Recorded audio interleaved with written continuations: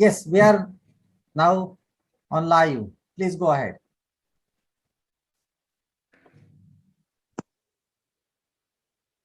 नमस्कार. DLED English teacher educator forum Maharashtra च्या वतीने सर्वांचं मनपूर्वक स्वागत. सर्वप्रथम आज रक्षाबंधन निमित्त व पौर्णिमेच्या निमित्त आपणा सर्वांना खूप खूप शुभेच्छा. आजचं आपलं हे पुष्प 8वं. आजच्या या पुष्पामध्ये आपल्याला लाभलेले जे मार्गदर्शक आहेत, सर्वप्रथम त्या मार्गदर्शकांचं मी शब्द सुमनाने या ठिकाणी स्वागत करतो. आजच्या या पुष्पामध्ये पहिलं जे मार्गदर्शन या ठिकाणी होणार आहे, तर त्या प्रमुख मार्गदर्शकांचं या ठिकाणी परिचय करून देणं हे आपलं आद्य कर्तव्य आहे. आजच्या या पुष्पामधील पहिला मार्गदर्शक श्रीमती सुवर्णा शिवाजी तोरणे, अधिव्याख्याता, जिल्हा शिक्षण व प्रशिक्षण संस्था पुणे, तद्वतच प्राचार्य म्हणून शासकीय उर्दू अध्यापक विद्यालय पुणे. तोरणे मॅडम यांचं शिक्षण MA, MEd, MPhil शिक्षणशास्त्र तसंच नेट शिक्षणशास्त्रामध्ये झालेलं आहे. तद्वतच मॅडमने post graduation diploma in women's study from Pune university मध्ये केलेला आहे. मॅडम अतिशय हुरहुन्नरी असून त्यांचा अनुभव सुद्धा तितकाच आहे. मॅडम व्याख्याता म्हणून 3 वर्ष थोपटे BEd कॉलेज व अभिनव BEd कॉलेज, त्याचबरोबर अधिव्याख्याता म्हणून 14 वर्ष जिल्हा शिक्षण व प्रशिक्षण संस्था या ठिकाणी ते कार्यरत आहेत. आणि राज्य शैक्षणिक संशोधन व प्रशिक्षण परिषद SCRT पुणे येथे विविध घटक संच व मार्गदर्शक पुस्तिका निर्मितीमध्ये मॅडमचा सहभाग असतो. एवढंच नाही तर सातत्यपूर्ण सर्वंकष मूल्यमापन भाग 1 व 2 यामध्ये सुद्धा मॅडमचं फार मोठं कार्य आहे. तसेच किशोरावस्थेचे शिक्षण आणि राज्यस्तरीय विविध कार्यशाळेमध्ये सुलभक म्हणून मॅडमने काम केलेलं आहे. एवढंच नाही तर संशोधन क्षेत्रामध्ये सुद्धा मॅडमने अतिशय बहुमूल्य असं कार्य केलेलं आहे. त्यामध्ये विशेषतः ज्ञान रचनावादावर आधारित पाठातील उणिवा शोधून त्याच्यावर आधारित कृती कार्यक्रम मॅडमने केलेले आहे. तसंच इंग्रजी विषयाच्या अनुषंगाने प्राथमिक स्तरावर मॅडमने to study the effectiveness of we learn English radio programme, to study the present status of 4th standard students learning achievement in English subject, तसंच खेड तालुक्यामधील शाळामधील ज्ञान रचनावादावर अंमलबजावणी करणारा अभ्यास आणि सातत्यपूर्ण सर्वंकष मूल्यमापनाचा अंमलबजावणीचा अभ्यास सुद्धा केलेला आहे. एवढंच नाही तर विद्यापीठ स्तरावर सुद्धा जे वेगवेगळे वर्कशॉप होतात BEdचे प्रामुख्याने, त्यामध्ये सुद्धा मॅडमने सहभाग केलेला आहे. विशेषतः assessment and evaluation for learning या अनुषंगाने. त्याचबरोबर मॅडमने इंटरनॅशनल लेवलला पेपर रीडिंग सुद्धा केलेला आहे. त्याचा विषय सुद्धा होता इन्क्लुझिव्ह एज्युकेशन. आणि याच बरोबर मॅडमला पुरस्कार सुद्धा या त्यांच्या कार्याबद्दल दिलेला आहे. NYK क्रीडा व युवक कल्याण मंत्रालय भारत सरकार संलग्नित डॉक्टर मानीभाई देसाई राष्ट्रसेवा पुरस्कार मॅडमला मिळालेला आहे. असं एक बहुआयामी व्यक्तिमत्व आज आपल्या या पुष्पाला लाभले. तर यांचं मॅडमचं या ठिकाणी स्वागत करतो आणि यानंतर मॅडमला विनंती करतो की त्यांनी आपलं जे पुढील मार्गदर्शन आहे ते या ठिकाणी सुरू करावं. तोरणे madam.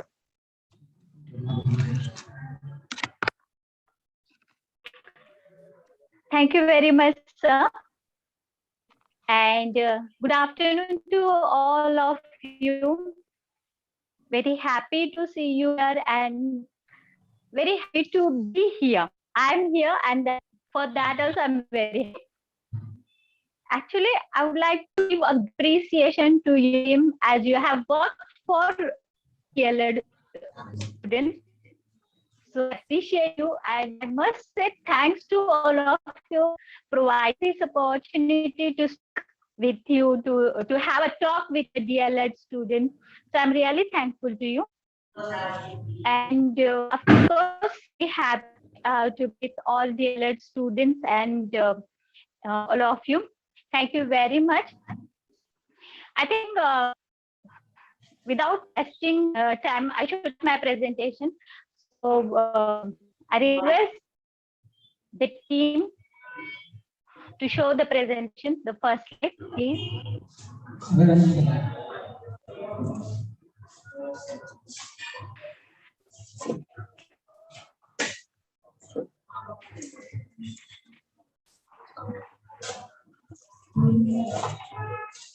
Next, I would actually my introduction has already given, so there is no need to introduce myself once again. Next slide. So, next.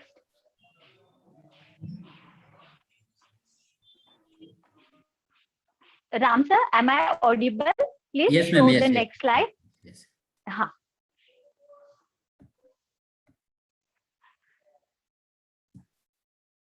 Yes, ma'am. Yes, this one. Okay. This one. Okay. So, students, I like to tell you to read these sentences. The first part of the sentences and the second part of the sentences. So, in first part of the sentences, see what is written. The opportunity come. And in second part of the sentences is written, the opportunity knocked of this door. In first part of the sentence here, plants are needed to be watered. He is very intelligent. He is very brave. Her expression was very cold. She is not intelligent. And see in the second part, the opportunity knocked of this door. The plants in her house silently begged to be watered. He is the star of our class. He is as brave as a lion. Her expression was as cold as ice. She has got a pea-sized brain. So, when you read these sentences, what difference? The meaning of both the sentences are same. But there is something, some difference is there. So, what difference is there? So, if you see the sentences written under the figures of speech, it gives, it shows the beauty of language. Okay, isn't it? What writer want to say, it conveys the direct message to us. We understand direct message of a writer. What is there in writer's mind, we understand through figures of speech, isn't it? It makes language effective. Okay, and that is why writers use figures of speech in their writing. That is why we find figures of speech in poems. And when figures of speech is there in language, we that it makes language more beautiful. We like to hear. And that is why in literature, figures of speech has its own importance.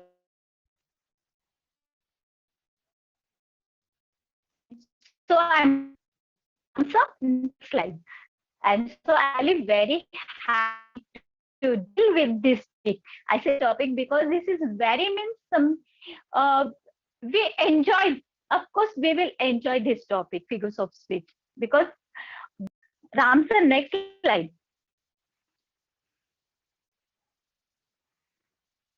Next slide. Yes, thank you, Ramsar. Not to this earlier. Earlier, yes, sir. Okay.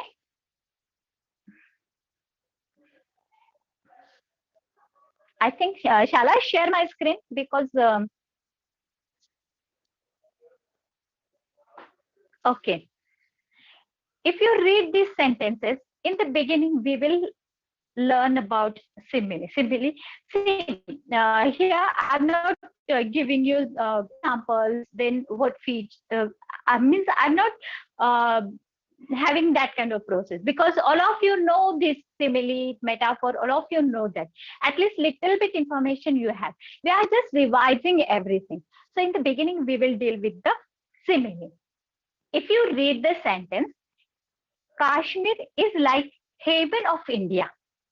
He is as strong as an ox. They fought like cats and dogs. Your explanation is as clear as mud. He is as funny as clown. My love's like a red, red rose that's newly sprung in June. Oh, my love's like a melody that's sweetly played in tune. So, see and observe these sentences. What common factors you see in these sentences? Some common factors are there. Which are those? So, if we observe, some words are common there. For example, like, as. Okay. So, we can, in the beginning itself, we can observe that thing, that some words are common. For example, like and as. Okay. The second point we observe in this sentence, that point is that there is direct comparison. Direct comparison in two things. Okay. See, in the first sentence, Kashmir is like heaven. So there is direct comparison. Here I'm forcing on, here I'm giving emphasis on the word direct comparison. Direct. Okay. Kashmir is like heaven. So here is a comparison between Kashmir and heaven. In the second sentence, here is a comparison between he and ox.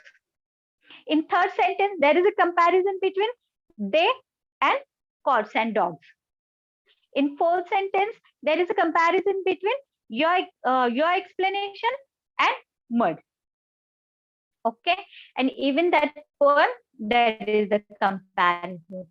So similarly, we have direct comparison, and the words like, as are used in simile. Let's see the definition. Next slide, please. So see, here is the definition of simile. When in a sentence, a direct comparison is made between two objects of different kind. Okay, two objects of different kind, which have at least one point in common, shown using like or as. So, which we have observed in those sentences, isn't it? Here are some examples. Of course, I means every teacher like to have face-to-face interaction, so it gives more enjoy to teacher. But here it is not possible. But here I have given some example, and I request to all students to write the sentences of simile in chat. Okay, honey bottle is given, and the sentence is written like as sweet as honey. So I request students to write the sentences using this phrase, as sweet as honey. So we can say this sweet is as sweet as honey. Okay. So one more example is that racing like a frightened rabbit. So Raju is racing like a frightened rabbit. So we can make this kind of sentences, simile. I hope simile actually very easy. So I hope all of you must have understand. We will see next figures of speech, and that is metaphor. Next slide, sir.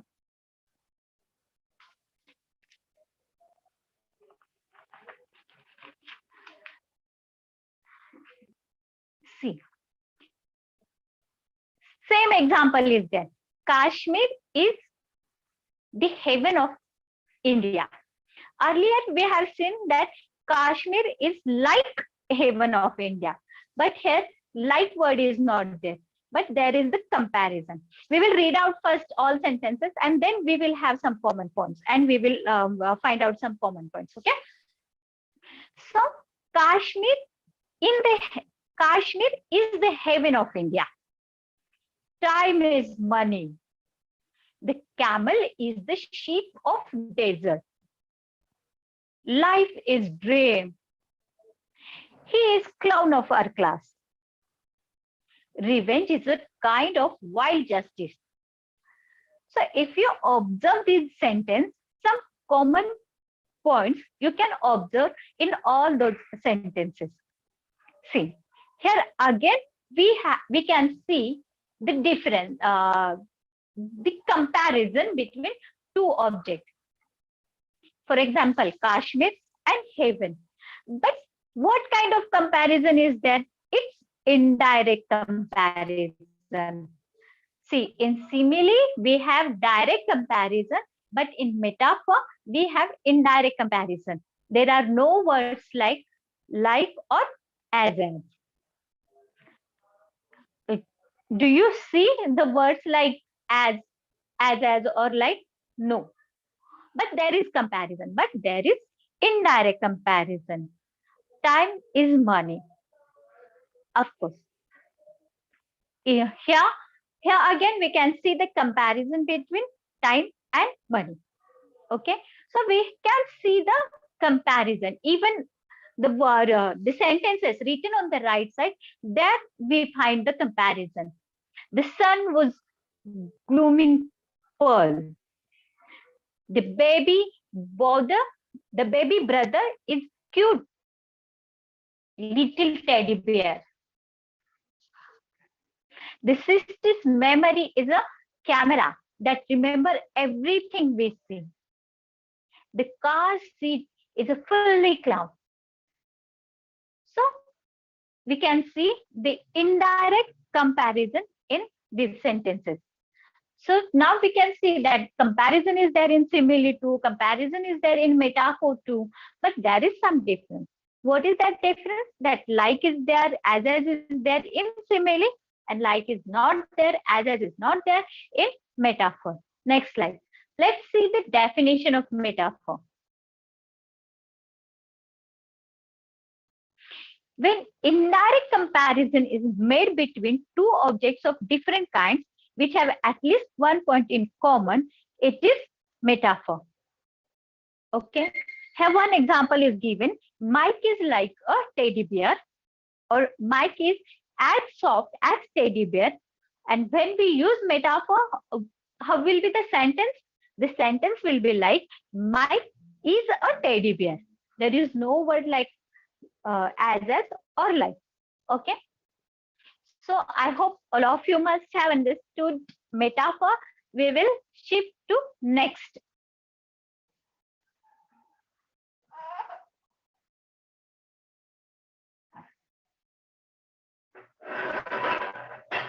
Personification.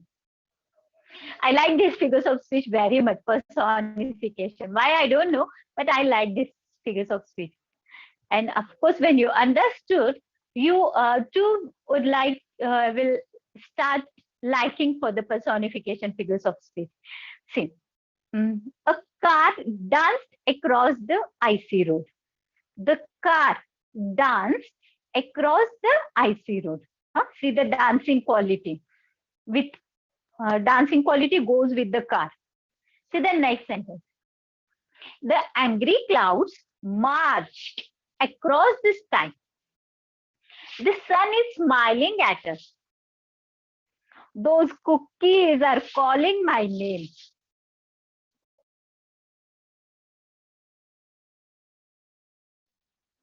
The moon was resting in the midnight sky. The house was lazy. See, we must enjoy this sentence. See, dancing is a quality of human being, but it goes with the car. To be angry, it's human quality, but it goes to the inanimate thing, that is, and even march, to march is a human quality, and it goes with the clouds. The sun is shining, the sun is smiling. To smile is a human quality. See, this sentence is very funny. You must enjoy this. The cookies are calling my name. To call is a human quality. How can the cookie call? But here, writer imagine that the cookies are calling my name. It means those cookies are calling my name. So all cookies are mine. So give it all cookies to me. So isn't it very funny? It means, see, figures of speech makes the language very funny. We enjoy, isn't it so? And see the next. The moon was resting in the midnight sky. Resting? Moon? How? Resting is the quality of animal, birds, human being, animate things. And the moon? But see, this is the idea. This is the, what to say, pratibha. I don't remember the word for pratibha. So this is the quality of writer. He can imagine anything. The house was lazy, means all things are scattered in the room, and that writer is saying that the house was lazy. So lazy quality goes with the house. So see, we will see the definition of personification. Next slide, sir, please. See, when in a sentence, non-living means inanimate things. When in a sentence, not living, inanimate things, animals, birds, plants, flowers, of ideas, etc., are given the human qualities, or they are described as human beings. So there we can see the personification. Some more examples are there. The wind whistle.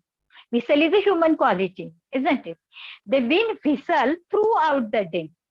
The sun played hide and seek with the clouds. To play hide and seek is means this game. Of course, the children used to play hide and seek. How can the sun? Huh? But here, writer is saying that the sun played hide and seek with the clouds. No alarm clock. Sorry, my alarm clock aims at me to get out of the bed every morning.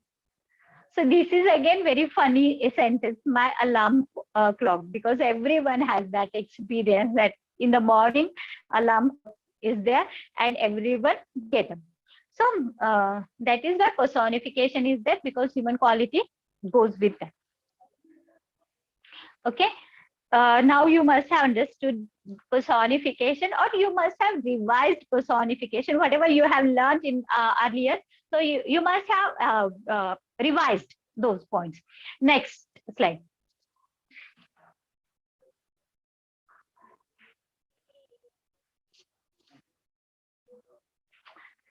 Onomatopoeia. See, the word itself gives something happy, happy thing, isn't it? So, we will read out the whole all sentences. The flood water gushed through the town. Gushed. The owl hooted in the tree. Hooted. The owl hooted in the tree. At night, the wind was howling in the darkness. At night, the wind was howling. It's the sound of wind howling in the darkness. My teeth chattered as I stood in the snow. The corn went pop in a microwave. The dog's boo boo is creating noise.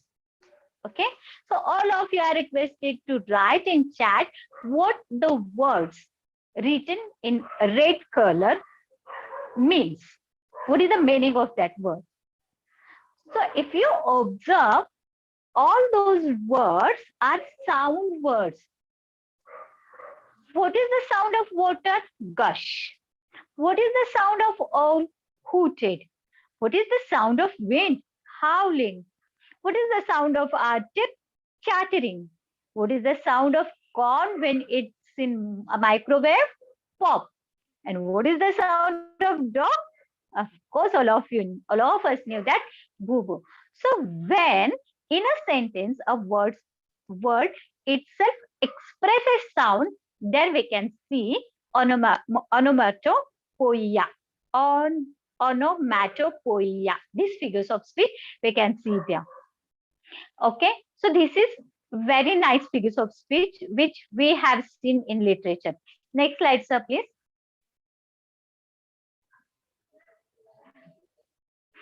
Hyperbole. Hyperbole means exaggeration. We means every one of us use in our day routine life this figures of speech, isn't it? So hyperbole we have used many times. We use.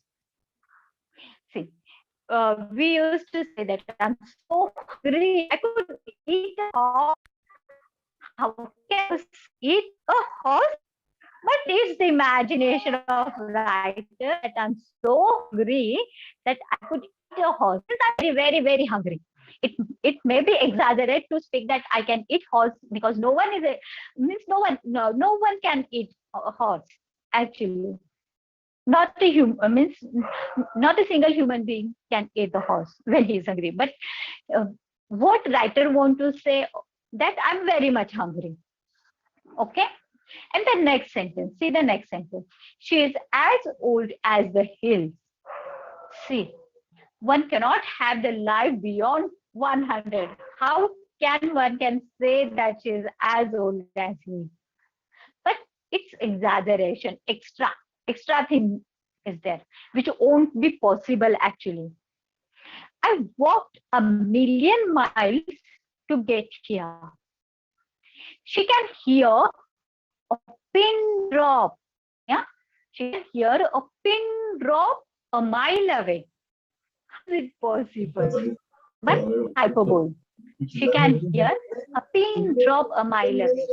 She's as tall.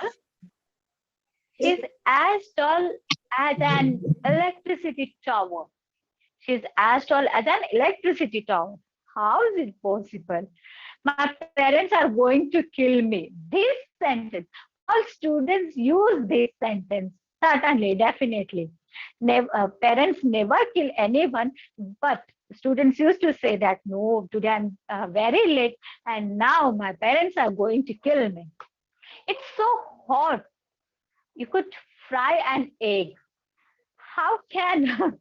So the things which won't be possible are written here, and that is called hyperbole. Okay.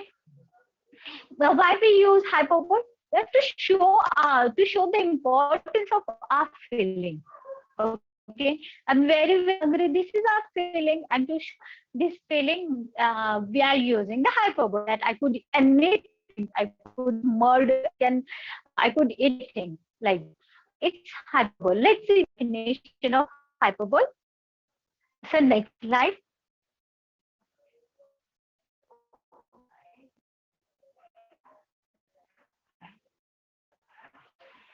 Hyperbole is a use exaggeration as a device for figures of speech. So rhetorical speech, it's a kind of rhetorical, means it emphasizes some points. So rhetoric to have a rhetorical effect, hyperbole used. For example, I'm dying of starvation is dinner. कधी मरे जेवण मरायला लागले.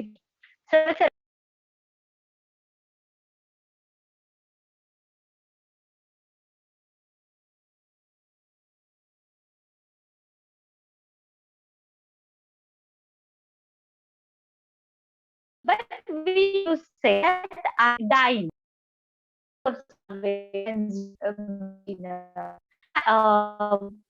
Center, I'm so excited, I could die. So with excitement, I'm going to die. So this is again one example of hyperbole. Next sentence, the runner is faster than the speed of lightning. Possible, won't possible. Nothing is as quick as lightning. But the writer is saying that the runner is faster than speed of lightning. Okay, so this is the example of hyperbole. Of course, we enjoy this hyperbole too, and we use We are very familiar.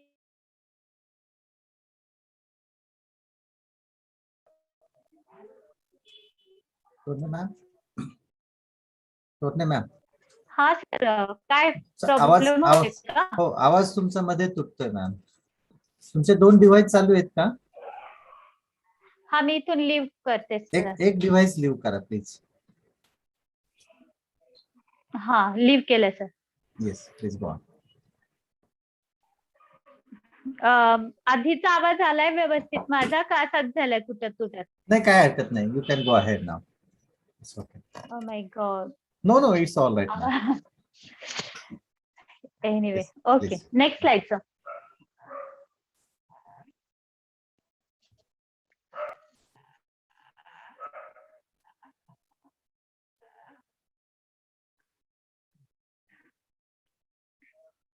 See, antithesis. The two opposite ideas are there. For example, man proposes, God disposes. Two opposite ideas are there. Man proposes, God disposes. Love is an ideal thing.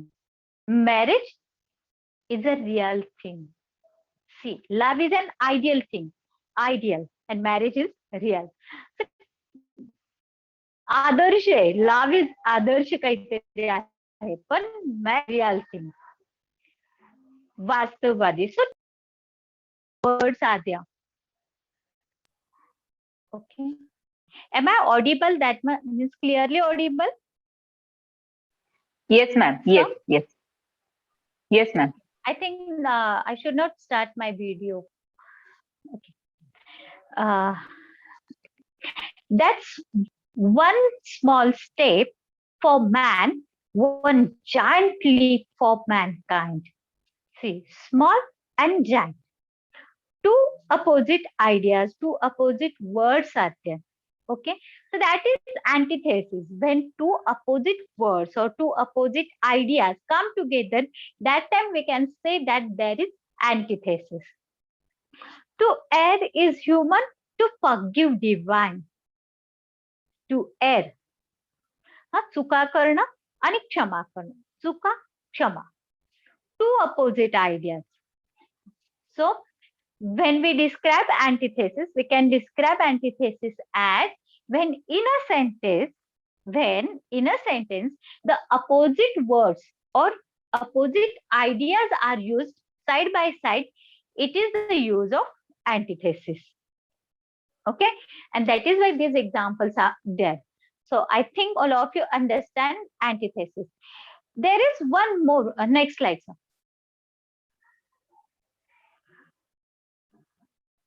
Antithesis, not the logic, alliteration is paradox. There is one more figures of speech which is like antithesis, and that is paradox. See how. We will first read out all sentences. Some of the biggest failure I ever had was success. Some of the biggest failure I ever had was successes. See, failures, successes. Two opposite ideas are there. Okay, but still it is paradox. It is not antithesis. The swiftest traveler is he that goes afoot. See, swiftest traveler that goes afoot. If you wish to preserve your secret, see, you want to preserve your secret, and how you will preserve your secret? Wrap it up in frankness. So the question comes in our mind, how is it possible? We are preserving our secret and in wrapper of frankness, how is it possible? That is the difference between antithesis and paradox.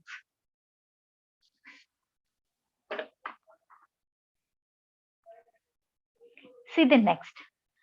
If you love until it hurts, there can be no more hurt, only more love. If you love until it hurts, there can be no more hurt, only more love. hurt and love. Two ideas. But see, uh, observe those sentences. There is one point, and that is some hidden meaning is there. Okay? War is peace. Freedom is slavery. Ignorance is strength. See, peace, slavery, strength, all are different. All are opposite ideas. Okay? But still, those opposite ideas come together in paradox. So, what is the difference between antithesis and paradox? We will see. But before that, we will see what is paradox.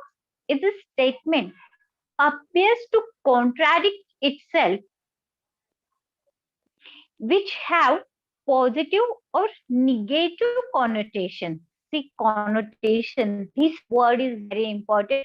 Connotation. Connotation means some hidden meaning is there. A statement appears to contradict itself. So when we read the sentence, some of the biggest failures I ever had was successes. So the question comes in our mind. The contradiction is there that how how is it possible? Failure and success means failure. Biggest failure is success. How can it possible? So in the antithesis, we find the simple meaning. The sentence gives the simple, but in paradox, writer makes the reader to think over it, to give his own idea on it. Okay, isn't it? So contradict meaning is there. Some connotations are there.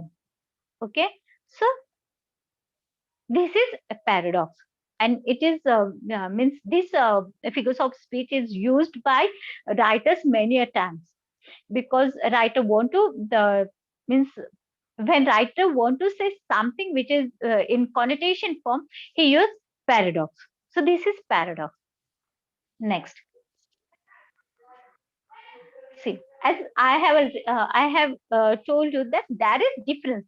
See, two different ideas or two opposite ideas or two opposite words comes in antithesis to and paradox to, but there is little difference. So what is that difference?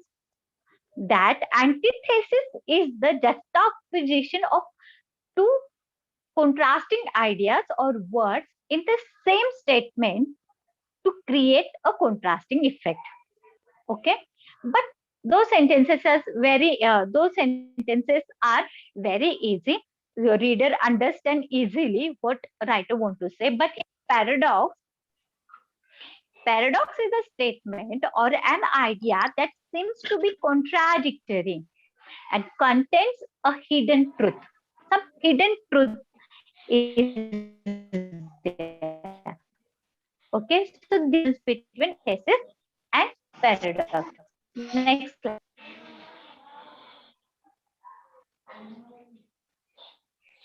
Alliteration, tongue twister. We know that tongue twister. Of course, if students are there, I would like to ask them to read these sentences, and of course, all class will enjoy of their reading. But it is not possible here. Let's see. I'll try to read out. Peter Pipe picked a peck of pickled peppers. Per is repeated. Three grey geese in a field grazing. Grey were the geese and green was the gazing. Go is repeated. Betty bought some butter, but she said, "This butter's bitter. If I put it in my batter, it will make my batter bitter." Is repeated. I need not your needs. They are needless to me. So no, need is repeated. Okay. So here you must have understand what is alliteration. Repetition is there, but show the definition. So alliteration, next slide, sir. Alliteration is a figures of speech in which the same sound repeats in a group of words. Okay, so here we can see the repetition of some words. It is very easy and it is universal. Okay, next slide. आवाज कमी कर. आवाज. Am I audible? Yes, ma'am. Yes. Yes, ma'am. Yes, you are audible. Thank you. Yes. So next, see, same figures of speech is the repetition. Earlier we have seen alliteration. Now we have seen repetition. What is the difference? We will see afterwards. Now see what is repetition. Nori was a Catholic because her mother was a Catholic, and Nori's mother was Catholic because her father was Catholic, and her father was Catholic because his mother was Catholic or had been. See how many times Catholic word is repeated. So when the word is repeated once again, when the sound is repeated, that is alliteration. When the word is repeated, that is repetition. Okay, so Catholic word is repeated, and that is why this figures of speech is repetition. Now see the next one. Rain, rain, go away. That you know. Rain, rain, go away. Come again another day. So rain, rain, these words are repeated. Johnny, Johnny, yes, Papa. So Johnny, Johnny is repeated. Then I felt happy because I saw others were happy, and because I knew I should happy, but I wasn't really happy. See, happy, happy, happy. These words are repeated for 4 times. So this is repetitions. Okay, next.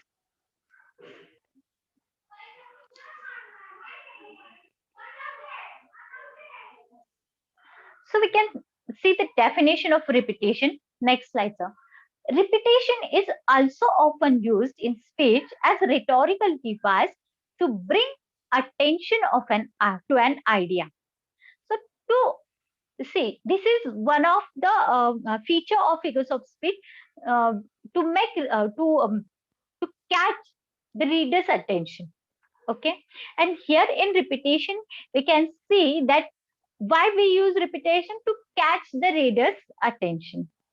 Okay, and that is why repetition occurs when poets repeat words, phrases, or lines in poem. It creates pattern. It increases rhythm. Why we use repetition? Because it creates pattern. It increases rhythm. It strengthens the feeling, ideas, and mood in a poem. And that is why poets use repetition, because it catches the attention of the readers. It gives the rhythm. Sometimes it gives the rhythm. And of course, when we use the word repetition, means even at home we have that experience. Means if anyone is not listening to you, you repeat the word. Repeat once again. Come here, come here, come here. How many times I should tell you, come here? So like that. So why we are using repetition? Of course, to strengthen our feelings. Okay, and that is why repetitions are used. And of course, writers also like this figures of speech very much. We will see the next.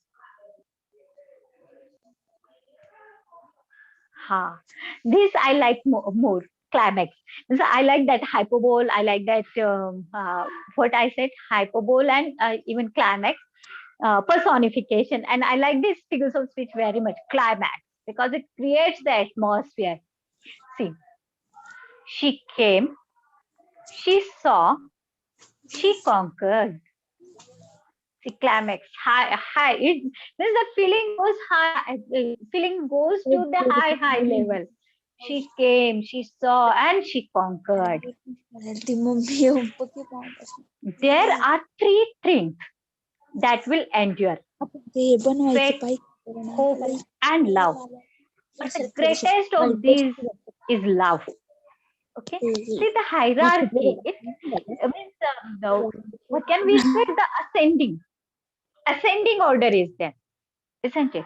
Words or phrases are put in ascending order. She came, she saw, she conquered. There are three things that will endure: faith, hope, and love. Love is the greatest one. I think we have reached a point of great decision, not just for nation, not only for humanity, but for life upon the earth. See, the ascending order is there. Of the people, by the people, for the people. Ascending word order is there. It creates the atmosphere, don't you think so? Let a man acknowledge his obligation of himself, his family, his country, and his God. Since conquered was lost,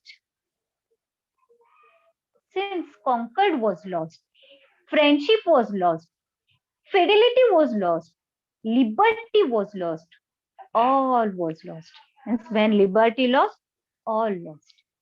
So if you observe this sentence, you come to know that there is a specific word order, and that specific order is ascending order. The phrases and words are written in ascending order. So she came, she saw, and she conquered. When you say she conquered, we have that kind of high feeling, isn't it? So that is why there is climax.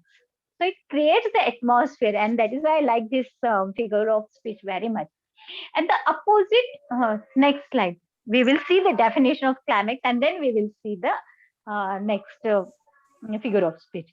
So see, what is climax? Climax is a figure of speech in which successive words, phrases, clauses, or sentences are arranged in ascending order of importance. Okay. Climax has the effect of building excitement and anticipation. The device is used in writing of all types, from speeches, songs, to novels and plays. Means climax is used in speeches too. Of course, to create the atmosphere is very much important. To speaker also, to writer also, to poet also, and to novel writer also. Okay, so to create that kind of atmosphere, this climax figure of speech is used in speeches, songs, novels, and plays. Okay, and the opposite of it is anticlimax. We will see the next.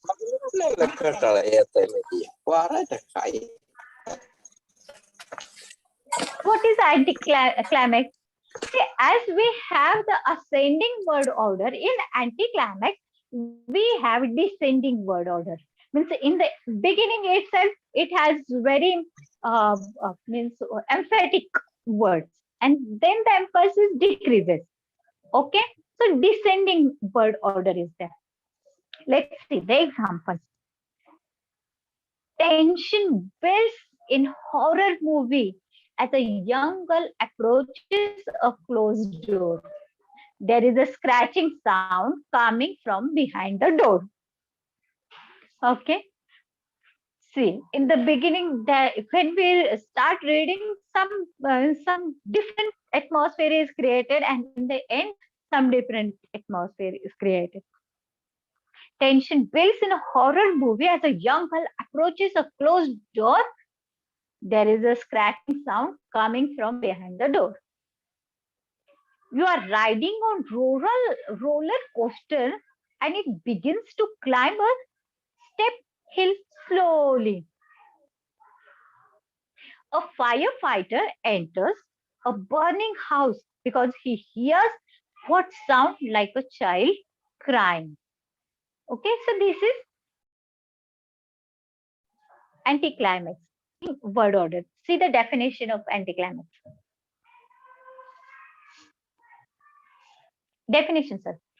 Anticlimax refers to a figures of speech in which statements gradually descend in word of importance. Unlike climax, anticlimax is an arrangement of series of words, phrases, or clauses in order of decreasing importance. In climax, we have increasing importance, and in anticlimax, we have decreasing importance. Okay. See the next. Transferred epithet. This figures of speech is used by many writers because very nice figures of speeches it is. See the example, then observe it, and then you tell me what difference you find here. Okay. I had a wonderful day. So the question comes in my mind, how can a day be a wonderful? दिवस कसा काय wonderful असतो? दिवस wonderful असं कसं काय? Okay. But it's writer's imagination. And even we use this word. I had a wonderful day. Then see the next sentence. I passed 3 sleepless nights. I passed 3 sleepless nights. Nights are sleepless? How is it possible? She looked at him through concerned eyes. Eyes, concern. Concern is a feeling of a human being. Okay. But it's writer's imagination. And even we use this kind of sentence construction in our day routine life. Okay. She looked at him through concerned eyes. The children had a joyous ride. He looked at the books with greedy eyes. See, when I was teaching to 12th standard, that time I come to know this sentence, and I like that sentence because when boy was standing, he was very poor. He was not able to buy the books, and he was not having that much money to buy the books, and that is why he was watching those books with greedy eyes. So the concept, that thought process was very nice. So I liked that poem that time when I was teaching to 12th standard. So that thing is there. He looked at the books with greedy eyes. हावरट डोळ्यांनी तो पुस्तकांना पाहत होता. हावरटपणा is the quality of human being. But here it is given to the eyes. See, you can see that some means is it near to personification? We will see. Okay. He looked at the books with greedy eyes. She gave him a knowing smile. Okay. So what common thing you find here? That adjective. Adjective is transferred from its proper word to another. How we will see? First, we will see the definition of transferred epithet.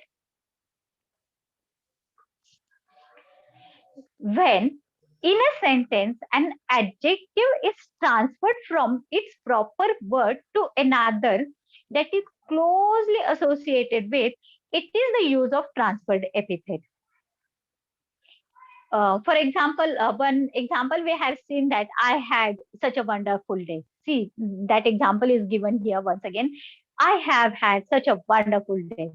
This is an example of transferred epithet because the day was not wonderful, but the experience, yeah, but the experience that you had that day made you feel wonderful. Okay, the feeling of wonderfulness has been transferred from you to the day, and that is why, means what is transferred epithet? Transferred epithet is an adjective is transferred from its proper word to another word. Okay, the example which one we have seen, that a boy is with greedy eyes. The boy looked at the books with greedy eyes. So greedy. So that is the feeling of that boy. So who is greedy? That boy. Okay, that boy is greedy. Why he is greedy? Greedy for the books. But he look at the book with greedy eyes. So see, it it gives some different experience to the reader's mind. It makes effect on reader's mind, and to make effect on reader's mind, figures of speech are used. Okay.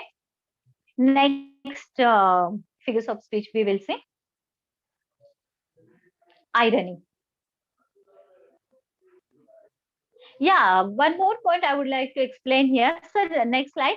Uh, Earlier, I told you that transferred epithet and personification as means when we read the sentence, we come to know that is it like personification, but there is little difference in personification and transferred epithet. Sir, am I audible? Sir, please next slide. So we will see the difference between transferred epithet and personification. What is that difference? See, transferred epithet is commonly confused with another almost similar figures of speech known as personification. Okay, it is little bit similar to personification, but there is difference. What is that difference? We will see. However, there is some basic difference between the two. What is that difference? A transferred epithet, as explained above, is the transfer of a modifier from one noun to another. And personification, on other hand, means assigning the quality of a living being, such as actions, speech, or emotions to an inanimate object.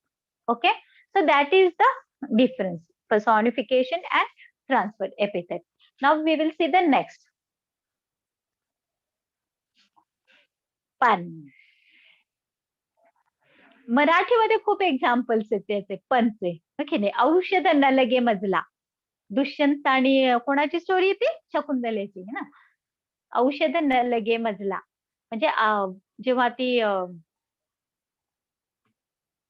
Dushyant आणि शकुंतलाच का, नाही नल, anyway leave it.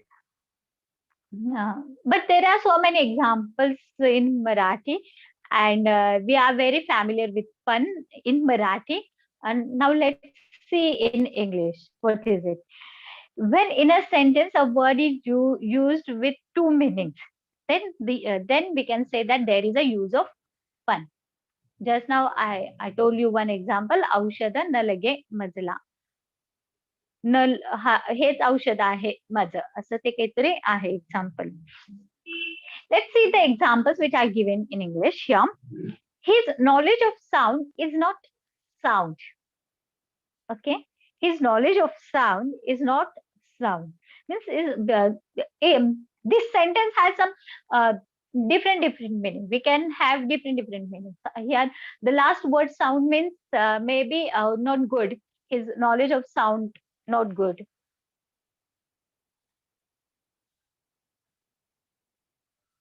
Okay, I grew so like my brother. It's nice talking with folks like you. You see, I'm blind. Her cat is near the computer to keep an eye on the mouse. So this example is very funny, isn't it? A cat is near the computer to keep an eye on the mouse. So mouse, the word mouse refers to the mouse of computer or the mouse that animal mouse. So two meanings are there, mouse. And when different meanings are there, when two meanings or more meanings we can drag out from the sentence, so that time we can say that there is a figure of speech pun. Okay, next slide.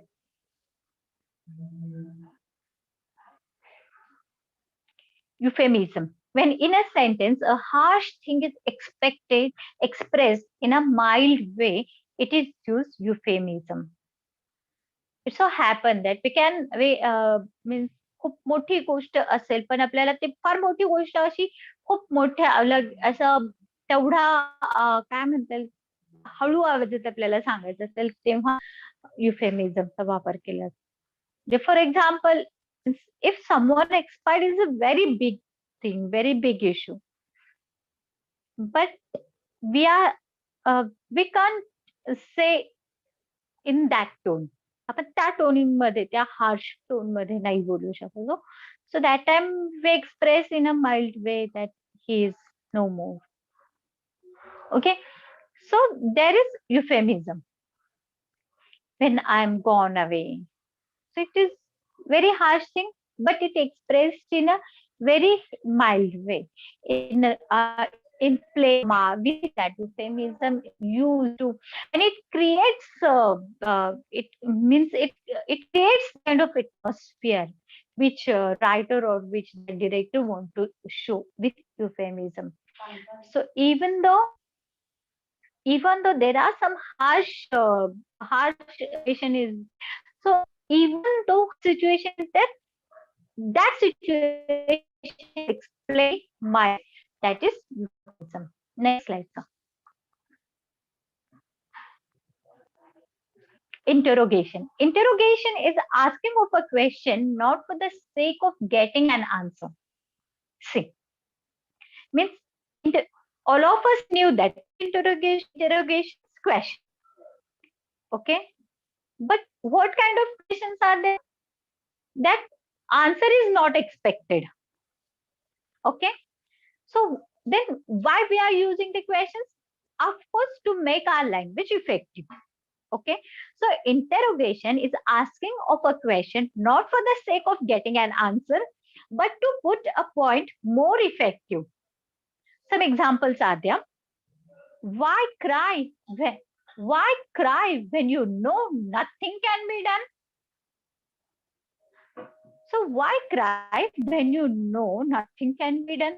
So there is no expectation of any answer. Only the question is there. And this question are used for rhetorical, for rhetoric. Who knows the cost of drop cat? See, that question is express answer. No cost of one drop cat. Why don't you join the others here? Okay, so it means, see, it's a little bit funny. Why don't you join the other? So don't join with us, join with other one. So it is like suggestion that he is giving someone else that you join other group, don't join our group. So in question, okay. So to create the rhetorical aspect, to create the rhetorical speech, or to create that atmosphere, or to create the emphasis, to create the what to say,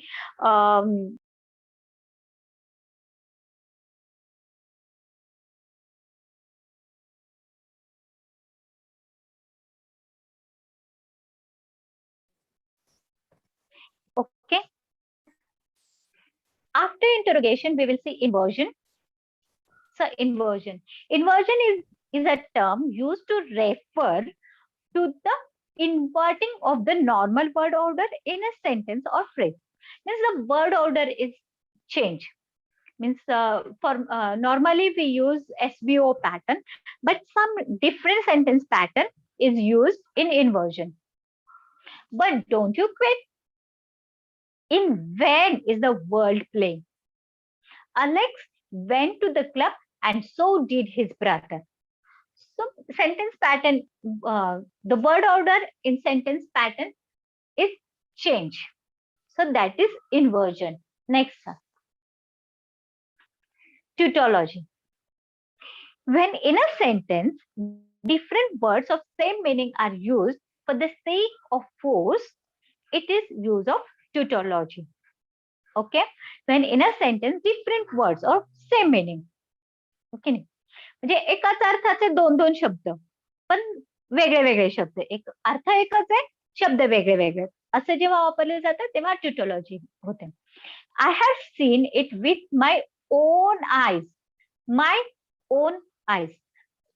Both the words are of same meaning, but two words are used. My and own. कशासाठी? Why? For the sake of force. To understand the importance of feeling. Feeling is very important in figures of speech. So I have seen it with my own eyes. I want to hear fairy tales and stories. Tales and stories, same meaning. I want to hear fairy tales and stories from him. So that is tautology. Next, irony. Hmm. Irony is a figure of speech which once again I like more, because what happened in irony, कहीं पे निगाह है कहीं पे निशाना, असं म्हणता येईल का? Because want to say something but saying something else is irony. And of course the students of your age use these kind of sentences very much. Want to say something but saying something else, and which is very negative. Sometimes it is very negative. Okay. So for example, here I want to quiet the group, telling a quiet group. जे शांत गटाला जर मला शांत करण्यासाठी जर गटाला मला काही बोलायचं असेल तर, everybody don't speak all at once. सगळेजण एकदम बोलू नका. ओके. आधीच वर्ग शांत आहे, त्यात अजून सांगितलं जाते की everybody don't speak all at once. Telling a rude customer. एखादं रूड कस्टमर असेल, सो ऍक्च्युली मनातून अशा शिव्या येत असतात. शिव्या शब्द नको बोलायला का, मनात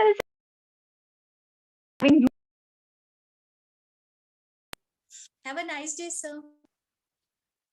okay, walking into an empty theater and asking, म्हणजे एखाद्या एम्प्टी थिएटर मध्ये गेलो, but we are centre, oh it's too crowded, और इट वॉज टू क्राउडेड. एखादी मूवी आपल्याला नाही आवडली तर घरी जाऊन म्हणतोय की हो that movie was very with excitement, very nice. So this is irony. Starting during the thunderstorm, beautiful weather we are having. खूप थंडी वाजते and still we are saying that beautiful weather we are having. An authority figure stepping into the room saying, don't bother to stand or anything. Okay. म्हणजे authority बाहेर आली, वर्ग एक रूमच्या बाहेर आलेली आहे आणि मग सगळेजण उभे राहिले. त्यांना एक्सपेक्टेड असतं बरं काय, that authority expected that everyone has to stand up and give the respect to him, but still he is saying that, means he is not saying it is my expectation that all of you have to stand up and give respect to me, but what he is saying, don't bother to stand and or anything. Okay. A comedian telling an unresponsive audience, you all are great crowd. See, he knows that the audience are very unresponsive. Still, he is saying that you all are great crowd, and that is why I like these figures of speech. Okay, describing someone who says foolish things, a genius. आपल्याला माहिती असते की हा समोरचा माणूस आहे एकदम foolish आहे. We never use that word for him, foolish. We use the word genius. You are really very genius, huh? Delivering bad news by saying, we want to give some bad news, but we are saying that, hey, I have one good news for you. Okay. So entering a child messy room and saying, nice place you have here. Okay. So this is irony. We will see the definition of irony. So next slide. I think my time is up and my slides are also up. Okay, irony. What is irony? Irony is a figure of speech and one of the most widely known literacy device. In all plays and all literature, you see this figures of speech. You find that figures of speech because in English literature, at least in English literature, irony is used. So irony is a figure of speech and one of the most widely known literacy device, which is used to express a strong emotion or raise a point as defined. Irony is the use of word to convey a meaning that is opposite of what is actually said. Okay, we are saying something and want to convey something else. So this is irony. Okay, so here I have explained many figures of speech. Maybe some are remain, but whatever I remember, I collect it and I explained all figures of speech. I hope all of you understood those all the figures of speech, and of course, I hope all of you enjoyed all those figures of speech. So this is the very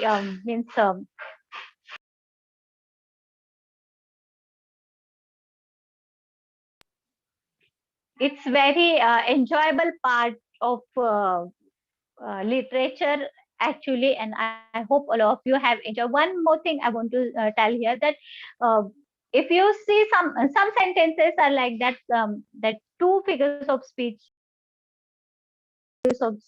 might be there, so you can have in one sentence 2 or 3 figures of speech too, so you can write all those things. So I hope you must have enjoyed my lecture, and thank you very much. My thanks goes to the team who have given me this opportunity, provided me this opportunity.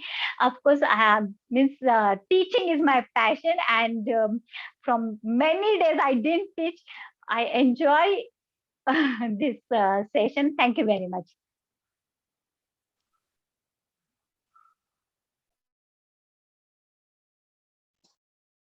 Thank you madam. पुन्हा एकदा TET English teacher educator forum महाराष्ट्राच्या वतीने मी तोरणे मॅडमचं या ठिकाणी अभिनंदन करतो आणि त्यांचे आभार मानतो. तसंच आज या ठिकाणी जे या सेशनला उपस्थित असणारे सर्व डाएटचे प्राचार्य, अधिव्याख्याता, शिक्षक आणि आपले विशेषतः जे विद्यार्थी या ठिकाणी उपस्थित होते, त्यांच्या वतीने मी पुन्हा एकदा मॅडमचं या ठिकाणी आभार मानतो. आपण अतिशय चांगल्या पद्धतीने मॅडम हे फिगर ऑफ स्पीच अगदी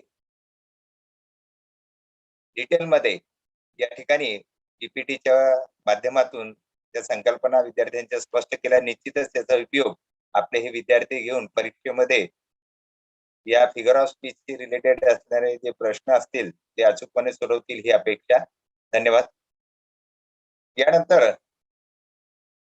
या ठिकाणी मी पुन्हा एकदा आपल्या विद्यार्थ्यांना या दुसऱ्या सेशन मध्ये त्यांचं स्वागत करतो आणि या ठिकाणी आजच्या या दुसऱ्या सेशन मध्ये आपल्याला आणखी एक तज्ञ मार्गदर्शक या ठिकाणी लाभलेले आहेत.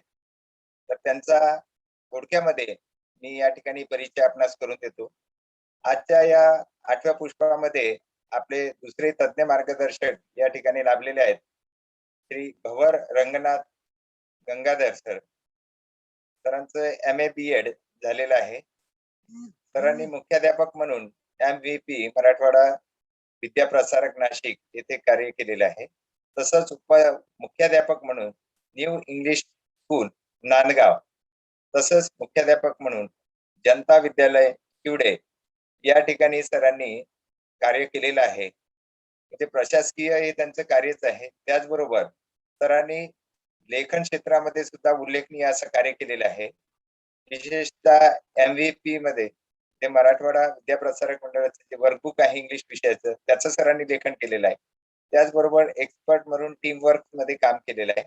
तसंच English collocation dictionary, English sentence companion यामध्ये सुद्धा लेखनाचं अतिशय दर्जेदार कार्य सरांनी केलेलं आहे. एवढंच नाही तर विद्यार्थी मित्रांनो, सरांनी तज्ञ मार्गदर्शक म्हणून सुद्धा या ठिकाणी कार्य केलेलं आहे. विशेषतः मराठवाडा विद्या प्रसारक नाशिक या ठिकाणी सरांनी तज्ञ मार्गदर्शक म्हणून कार्य केलेलं आहे. एवढंच नाही तर महाराष्ट्रामधून सरांनी शिक्षक प्रशिक्षणाचं सुद्धा देण्याचं कार्य सरांनी केलेलं आहे. यशदा पुणे येथे सरांनी प्रशिक्षक म्हणून काम केलेलं आहे. तसंच SSC बोर्ड, जिल्हा परिषद नाशिक, नवनीत फाउंडेशन मुंबई यामध्ये सुद्धा सरांनी शिक्षक प्रशिक्षक म्हणून कार्य केलेलं आहे. एवढंच नाही तर ब्रिटिश काउन्सिल मध्ये शालेय उपक्रम 10वीच्या संदर्भामध्ये सुद्धा सरांनी कार्य केलेलं आहे. तसंच ब्रिटिश काउन्सिल मध्ये सरांनी पॅनल मीटिंग मध्ये सुद्धा कार्य केलेलं आहे. एवढंच नाही तर सरांनी मुलाखत पॅनल मध्ये कार्य केलेलं आहे. स्कूल इन्स्पेक्शन पॅनल मध्ये सुद्धा कार्य केलेलं आहे. MVP मध्येच पेपर सेटर म्हणून काम केलेलं आहे. आणि विशेषतः इंग्लिश विषय समिती प्रमुख म्हणून सुद्धा सरांनी कार्य केलेलं आहे. आणि सगळ्यात महत्वाचा आनंद आणि अभिमानाची गोष्ट अशी आहे मित्रांनो, की सरांनी मराठा हायस्कूल नाशिक येथे 16 वर्ष सतत इंग्रजी विषयाचं अध्यापन केलेलं आहे. आणि या 16 वर्षामध्ये सरांच्या मार्गदर्शनाखाली 100% निकाल सातत्याने हा इंग्रजी विषयाचा सरांनी दिलेला आहे. असे हे विद्यार्थी प्रिय, शिक्षक प्रिय, पालक प्रिय असे भवर सरांना विशेषतः म्हणजे मला सांगायला आवडेल की मला आठवतं चांगल्या पद्धतीने की इसवी सन 2013-14 मध्ये भवर सरांसोबत ट्रान्सलेशनच्या साठी मला सुद्धा सरांच्या मार्गदर्शनाखाली काम करण्याची संधी मिळाली होती. सरांचं एक आणखीन एक पैलू या ठिकाणी सांगावासा वाटतो सरांच्या आवडीच्या संदर्भामध्ये, की श्रीमद भगवद्गीता, इंग्रजी विषयाचं अध्ययन, संगीत, चित्रकला, अध्यात्म, संत साहित्य, वाचन, योग, प्राणायाम यामध्ये सुद्धा सरांची फार मोठी आवड आणि अभिरुची आहे. तर असं हे अष्टपैलू व्यक्तिमत्व आज आपल्याला मार्गदर्शन करण्यासाठी या ठिकाणी लाभलेलं आहे. तर मी आपला वेळ न घेता या ठिकाणी श्री भवर सरांना विनंती करतो की त्यांनी या ठिकाणी आपलं मार्गदर्शन करावं. भवर sir. Okay. Thank you, sir. Am I audible to all of you? Yes, sir. Yes, sir. Okay. Thanks for my introduction. It's my pleasure to have interactions with you. Is my voice audible to all of the participants, sir? Yes, sir. Yes. Okay. Okay.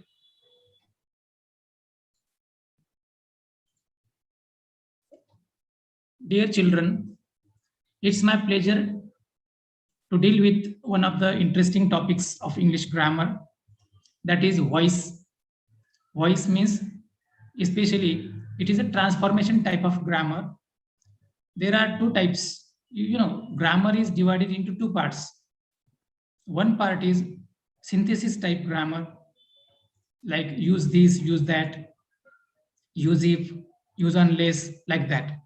And another type of grammar is, that is transformation type of grammar, means change the voice, change into indirect speech, or change the degree, like this.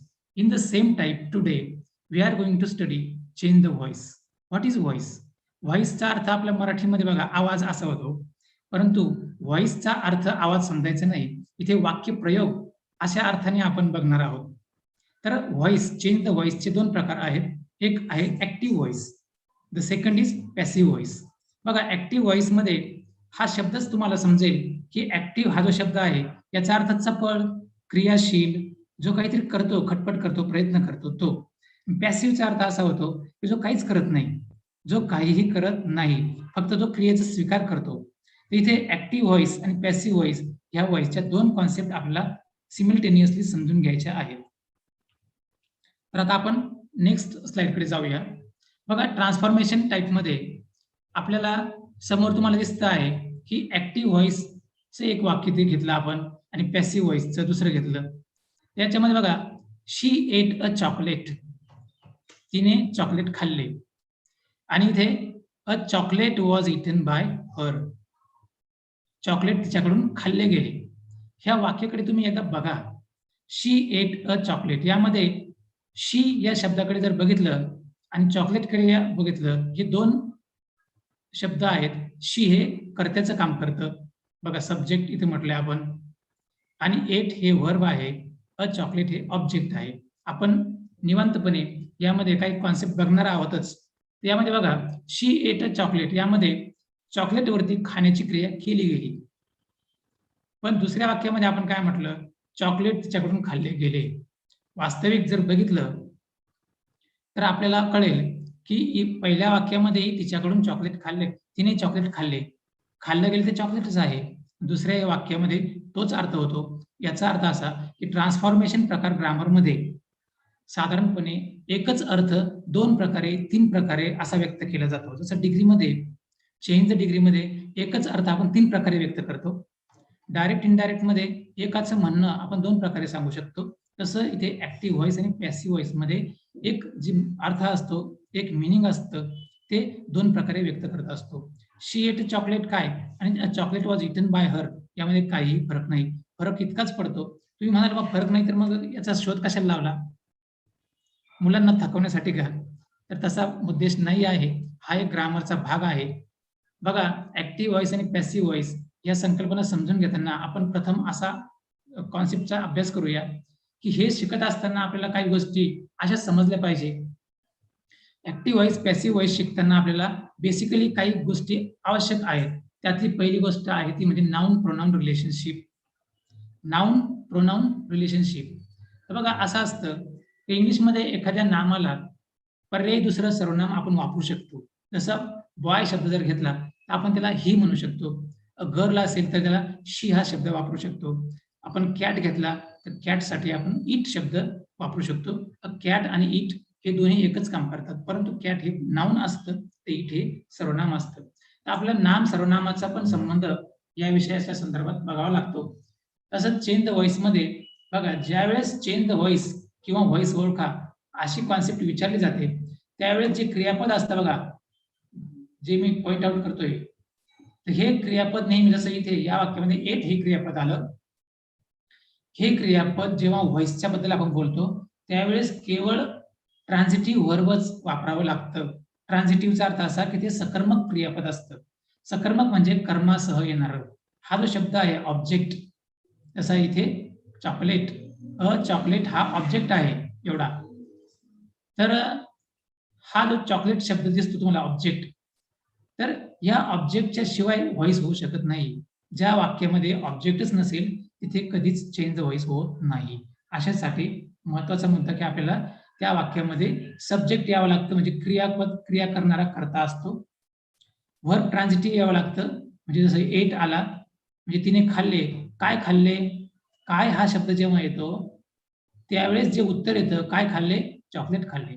तर chocolate कायचं जेव्हा उत्तर येतं तेव्हा ते object असतं. ज्यावेळेस object आहे तेव्हाच पॅसिव्ह व्हॉइस होऊ शकतो. आणि बघा अशा वाक्यामध्ये कधी कधी अदर वर्ड्स येतात. मी दिलेल्या पहिल्या वाक्यामध्ये अदर वर्ड्स नाहीत. मग आता बघा सिमल्टेनियसली आपण कम्पेअर करू. या वाक्यामध्ये शी हा कर्ता प्रथम आला म्हणून हा ऍक्टिव्ह व्हॉइस. परंतु इकडे बघा अ चॉकलेट हा जो शब्द दिसतो सुरुवातीला, अ चॉकलेट हा ऑब्जेक्ट आहे. याने तर काही क्रिया नाही केली, चॉकलेटने क्रिया केलेली नाही. क्रिया इथे हर या सर्वनामाने केलेली आहे. बघा शी या सर्वनामाचं रूपांतर इकडे हर या सर्वनामात रूपांतर झालेलं आहे. शीचं रूपांतर हर मध्ये झालं. हर हे तिचंच रूप आहे, त्यामुळे तिच्याकडून चॉकलेट खाल्ले गेले असा अर्थ इथे होतो. अ चॉकलेट हा ऑब्जेक्ट आहे आणि हर हा सब्जेक्टचं काम केलं त्याने. अक्युजेटिव्ह प्रोनाउन त्याला म्हणतात. म्हणून सब्जेक्ट वर्ब ट्रान्झिटिव्ह ऑब्जेक्ट असा पॅटर्न आणि अदर वर्ड्स असतील तर ते हा ऍक्टिव्ह व्हॉइसचा पॅटर्न असतो, फॉर्म्युला असतो.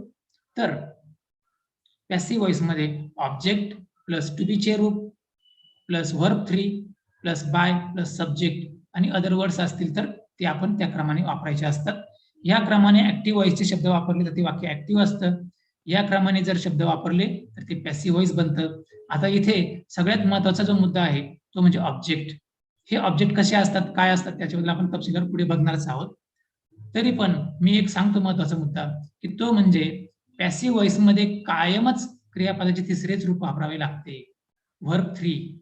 मग आपल्याला यासाठी काय पाहिजे, तर आपल्याला जे मेन व्हर्ब्स असतात ट्रान्झिटिव्ह व्हर्ब्स, तर याचे 3 रूप पाठच पाहिजे. जसे ईट, ate, eaten, C, saw, seen, write, रोट, रिटन असे अनेक क्रियापद आहेत. त्यापैकी आपण सगळे 3चे 3 रूप पाठ केले पाहिजे. जर एखाद्याला कितीही नियम माहीत असतील त्याने जर क्रियापद पाठ नाही केले तर त्याला उत्तर येऊ शकत नाही. तर क्रियापद पाठ केले पाहिजे. We must memorise the verbs, verb forms. The third form that is called past participle, त्याला पास्ट पार्टिसिपल म्हणतात. तिसरं रूप ते कंटिन्युअस आपलं पाठच पाहिजे. अदरवाईज नियम माहित असून सगळं टॅक्ट माहित असून व्हॉइस बनवता येत नाही. आता बघा उदाहरण दुसरं बघू आपण. I saw him in the garden today.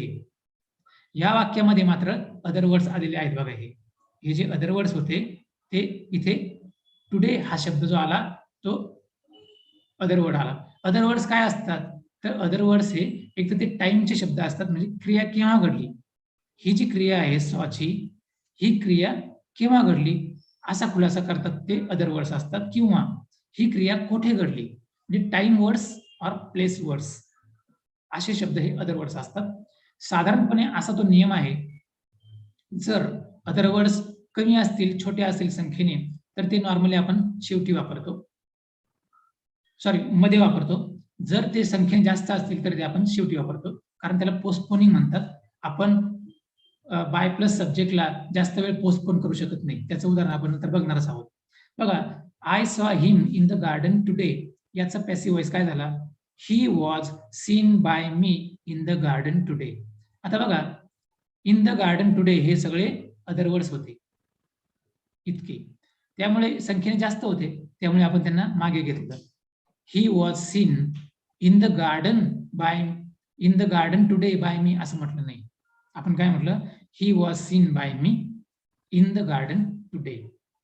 याचा पॅटर्न बघ कसा आला. सब्जेक्ट आय, वर्ब ट्रान्झिटिव्ह सॉ आणि ऑब्जेक्ट हिम, आणि उरलेले सगळे शब्द हे अदर वर्ड्स होते. ते फ्रेज असतात किंवा सिंगल वर्ड्स असतात, ते टाइमचा किंवा प्लेसचा खुलासा करत असतात. याच्या उत्तरामध्ये बघा इथे काय केलं pattern, object plus verb transitive plus by plus subject other words वापरलेले आहेत. आपण इथे स्ट्राईक केले, पण खाली मात्र ते आपण वापरले आहेत. आता तिसरं उदाहरण बघा, इथे 2 उदाहरण आपण बघितले. तिसऱ्या उदाहरणावरून आपल्याला संकल्पना क्लिअर होईल. ही फेल डाऊन, ही फेल डाऊन या वाक्याचा चेंज द व्हॉइस कोणीच करू शकत नाही. सब्जेक्ट आला, परंतु आलेलं क्रियापद जे आहे फेल, हे क्रियापद अकर्मक क्रियापद आहे. बघा, वरचं जे क्रियापद आपण पाहिलं ट्रान्झिटिव्ह, हे सकर्मक क्रियापद होतं, म्हणजे कर्मासह येतं. ऑब्जेक्ट आला होता, परंतु इथे अकर्मक क्रियापद आल्यामुळे आपण बघा ऑब्जेक्टला खोडलं, कारण तो ऑब्जेक्ट इथे येतच नाही. काहींना असं वाटेल की हा डाऊन शब्द ऑब्जेक्ट असेल, पण डाऊन ऑब्जेक्ट नाहीये. तर ऑब्जेक्ट काय असतात ते आपण थोड्या वेळाने बघणारच आहोत. त्याच्यामुळे ही फेल डाऊन याचं व्हॉइस होत नाही, म्हणून मी नो व्हॉइस असं स्पष्ट लिहिलेलं आहे. कधी कधी फसवण्यासाठी असे शब्द वाक्य येऊ शकतात, जसं ही स्लेप्ट साऊंडली, तो शांतपणे झोपला, याचा व्हॉइस होणारच नाही. कारण काय? तो झोपला. याचं स्पष्ट करू आपण थोडी संकल्पना. यामध्ये बघा, शी एट चॉकलेट, तिने खाण्याची क्रिया जी आहे ती चॉकलेटवर केली. दुसऱ्या वाक्यामध्ये आय सॉ हिम, यामध्ये आय या कर्त्याने बघण्याची जी क्रिया आहे सॉ, ही त्याच्यावर केली गेली. परंतु तिसऱ्या वाक्यामध्ये त्या व्यक्तीने फेलची जी क्रिया आहे ती कोणावर केलेली नाही, ती त्याच्यावरच घडली. तो पडला, तोच पडला, म्हणजे परिणाम त्याच्यावरच झाला. इथे काय असतं, ऍक्टिव्ह व्हॉइस मध्ये कर्त्याने केलेली जी क्रिया असते ती क्रिया कर्मावरती परिणाम करत असते.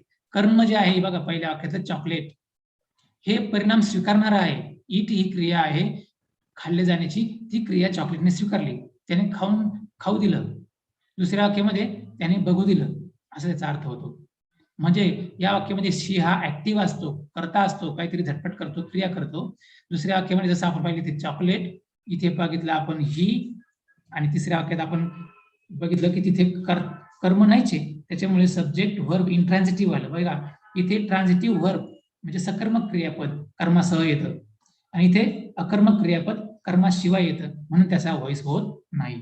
आता आपण पुढच्या स्लाइडकडे जाऊया. आता सब्जेक्ट आणि ऑब्जेक्ट काय असतं याचा आता डिटेल स्टडी करू आपण थोडा. बघा, subject is always a noun or pronoun, म्हणजे सब्जेक्ट हा नेहमी नाम असतो किंवा तो सर्वनामच असतो, यापेक्षा आणखी वेगळा नसतोच. उदाहरण दिलंय की सब्जेक्टचं काम करणारा शब्द एक तो राम असेल, किंवा सर्वनाम ही असेल, किंवा सीता असेल स्त्रीलिंगी सर्वनाम नाम, किंवा शी हे स्त्रीलिंगी सर्वनाम असेल, किंवा कॅट हे नाम असेल प्राणीवाचक, किंवा इट हे त्याचं सर्वनाम असेल. बघा, पुरुषवाचक सर्वनाम ही असतं, स्त्रियांसाठी शी शब्द वापरतो, फिमेलसाठी फेमिनिन जेंडर, आणि इट हे आपण साधारणतः निर्जीव वस्तूंना किंवा प्राण्यांना वापरत असतो. याप्रमाणे आपण उदाहरण बघितलं, राम, सीता आणि कॅट हे सब्जेक्टचे काम करू शकतात. पॅसिव्ह व्हॉइस मध्ये सब्जेक्टला महत्व नसतं, ऑब्जेक्टला महत्व जास्त असतं. तरी पण सब्जेक्ट ऑब्जेक्ट आपल्याला माहित असले पाहिजे, कारण आता आपल्याला केवळ ऍक्टिव्हचा पॅसिव्ह करा असं नाही, तर अद्यावत आधुनिक प्रकारामध्ये पॅसिव्हचं ऍक्टिव्ह करून दाखवा असा पण उलटा प्रकार आपल्याला करायला लागू शकतो. बघा, is doer of the action, म्हणजे जो सब्जेक्ट असतो तो नेहमी डुअर ऑफ द ऍक्शन असतो, शोन बाय द वर्ब, म्हणजे जी क्रिया असते, जे क्रियापद असतं त्याचा तो कर्ता असतो, कर्ता सब्जेक्ट. आणि comes at the beginning of a sentence. Subject म्हणजे जो कर्ता असतो तो नेहमी वाक्याच्या सुरुवातीसच येतो. जेव्हा ऍक्टिव्ह व्हॉइसचं वाक्य येतं त्यावेळेस पहिला शब्द जो असतो ना साधारणपणे तो क्रिया करणारा असतो, दुसरा असतो साधारणपणे ती क्रिया असते, आणि तिसरा असतो तो क्रियेचा स्वीकार करणारा, परिणाम स्वीकारणारा असतो. उदाहरण बघा, राम किल्ड रावण. या वाक्यामध्ये ऍक्टिव्ह व्हॉइस आहे कारण रामने किलची जी क्रिया आहे हे वर्ब, आणि हा आहे सब्जेक्ट, आणि हा आहे ऑब्जेक्ट. तर यामध्ये राम सब्जेक्ट आहे म्हणजे तो कर्ता आहे. या रामने ही जी क्रिया आहे ही क्रिया वर्बची रामने केली, पण कोणावर परिणाम झाला? रावणावर झाला. मेला तो रावण, म्हणून रामाने रावणास मारले. Active voice. परंतु याचं पॅसिव्ह व्हॉइस कसं होईल? Ravan was killed by Ram. म्हणजे इथे काय झालं? राम हा सब्जेक्ट, किल्ड हे वर्ब, आणि रावण हा ऑब्जेक्ट आला. Can be singular or plural. जे कर्ते असतात ते एकतर ते सिंगल असतील किंवा प्लुरल पण राहू शकतात. जसा a boy at a mango, एका मुलाने आंबा खाल्ला, आणि गर्ल्स एट मँगो, मुलींनी आंबा खाल्ला. तर इथे अ बॉय हा सिंगल कर्ता असू शकतो, सिंग्युलर म्हटलं त्याला सिंग्युलर, आणि गर्ल्स प्लुरल सब्जेक्ट असतो. बॉय आला म्हणून ही वापरला, परंतु गर्ल्स आला तर सर्वनाम आपण दे वापरू शकतो. Subject can be one word or many words. हा जो सब्जेक्ट असतो ना, जसा राम किल्ड रावण, यामध्ये सब्जेक्ट एक शब्दाचा आहे आणि रावण हा ऑब्जेक्ट जो आहे तो पण एका शब्दाचा होता, आणि म्हणून सब्जेक्ट वर्ब ऑब्जेक्ट एक शब्दाचं 3 शब्दात आपण काम मिटवलं तिथे. परंतु कायम असे सोपे वाक्य येतील असं नाही, आपण आवड पण बघणार आहोत. Subject can be one or many words. उदाहरण बघा खाली, Ram an incarnation of Lord Vishnu killed Ravan. इथे टोटल जो या शाईमध्ये दिसतोय ब्लू मध्ये, तो टोटल हा सब्जेक्ट आहे. हा संपूर्ण काय झाला आपला सब्जेक्ट, हा टोटल सब्जेक्ट आहे. आणि फक्त म्हणजे बघा किती 1 2 3 4 5 6 वर्ड सब्जेक्ट आहे. 6 शब्दांचा तो subject. Ram an incarnation of Lord Vishnu killed Ravan. तर रावण हा शब्द मात्र ऑब्जेक्ट आला, तो एक शब्दाचा होता. आता आपण उदाहरण दुसरं बघणार. म्हणजे इथे आपण पाहिलं अनेक शब्द असलेला सब्जेक्ट आणि एकच शब्द असलेला ऑब्जेक्ट. याचा व्हॉइस कसा होईल तर ते आपण खाली बघणारच आहोत. त्यापूर्वी आपण असं बघू, आता एक शब्दाचा कर्ता आणि अनेक शब्दांचा object. Ram killed Ravan a cruel deadly Damon. बघा, राम हा सब्जेक्ट आला इथे, हा एकच शब्दाचा आहे, जस्ट वन वर्ड. परंतु रावण हा जो ऑब्जेक्ट आहे इथे, या ऑब्जेक्टमध्ये 1 2 3 4 and 5 वर्ड्स, 5 शब्दांचा तो ऑब्जेक्ट आला. मग आता याचं उदाहरण बघा कसं होऊ शकतं, की पहिल्या वाक्यामध्ये Ram and incarnation of lord Vishnu killed Ravan, आणि इथे Ram killed Ravan a cruel deadly demon. खाली त्याचे उदाहरण आपण घेतलेचे. आता इथपर्यंत आपण असं बघितलं की सब्जेक्ट कसे असतात आणि ते किती शब्दांचे असू शकतात त्याचं स्पष्टीकरण बघितलं. परंतु ऍक्टिव्ह साठी हे महत्त्वाचं जरी असलं, परंतु 99% पॅसिव्ह व्हॉइस करा असा भाग आपल्याला विचारला जातो. त्यामुळे हा जो दुसरा पार्ट आहे, या दुसऱ्या पार्टकडे आपण आता वळत आहोत. इथे an object is also a noun or pronoun. जसं वरती आपण बघितलं की सब्जेक्ट हा नाउन आणि प्रोनाउन असू शकतो, तसाच इथे पण ऑब्जेक्ट हा एक तर तो नाम असतो किंवा तो सर्वनाम असतो. जसं वर दिले राम, हा राम जो शब्द इथे राम सब्जेक्ट होता या वाक्यामध्ये, त्याला आपण ऑब्जेक्ट पण बनवू शकतो. असं काही नाही की ते ठराविक शब्दच सब्जेक्टचे काम करतात आणि ठराविक शब्दच ऑब्जेक्टचे काम करतात, असं काही नाही. कोणताही शब्द तो एकमेकाचे काम करू शकतात. उदाहरण आपण बघणार आहोत. बघा, दुसरा पॉईंट त्यात मिळतो आपला ऑब्जेक्ट बद्दल. Is recipient of an action shown by the verb. हा जो असतो ना ऑब्जेक्ट, हा त्या क्रियेचा जो स्वीकार करणारा असतो. रिसिपियंटचा अर्थ आहे स्वीकारणारा. जो स्वीकारतो परिणाम, क्रियेचे परिणाम स्वीकारतो, तो असतो ऑब्जेक्ट. आणि object can be a singular or plural word. हा जो ऑब्जेक्ट आहे तो एक तो सिंगल वर्ड येऊ शकतो, जसं आपण वर बॉय, अ बॉय हा सिंगल आहे म्हणून ही म्हटलं. गर्ल्स हा पण ऑब्जेक्ट येऊ शकतो, तिथे तो देम असा होऊ शकतो सर्वनाम. बघा साधारणपणे अ बॉय असेल तर तो ऑब्जेक्टचं काम करेल, परंतु सर्वनाम त्यांना तो मात्र हिचा हिम असं त्याचं रूप होत असेल आणि इथे देचं देम होईल जेव्हा तो ऑब्जेक्टचं काम करेल. तर ते बघणार आपण थोड्या वेळाने. Subject can be one or many words. हा जो सॉरी इथे ऑब्जेक्ट शब्द बघायला पाहिजे. हा ऑब्जेक्ट शब्द हा एक किंवा अनेक शब्दांचा असू शकतो. बघा Ravan was killed by Ram and incarnation of lord Vishnu. या वरच्या वाक्याचं वरील वाक्याचा आपण पॅसिव्ह वॉइस करून बघितलं इथे. Ravan was killed by Ram and incarnation of lord Vishnu.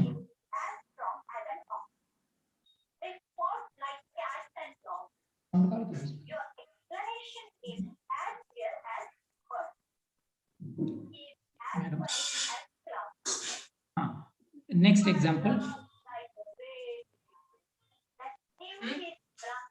Ravan, a cruel, deadly demon, was killed by Ram.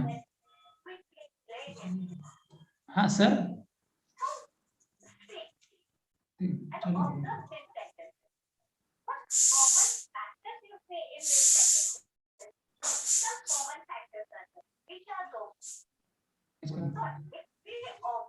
हाँ मॅडमचा स्लाइड पर चल जाएगा वो.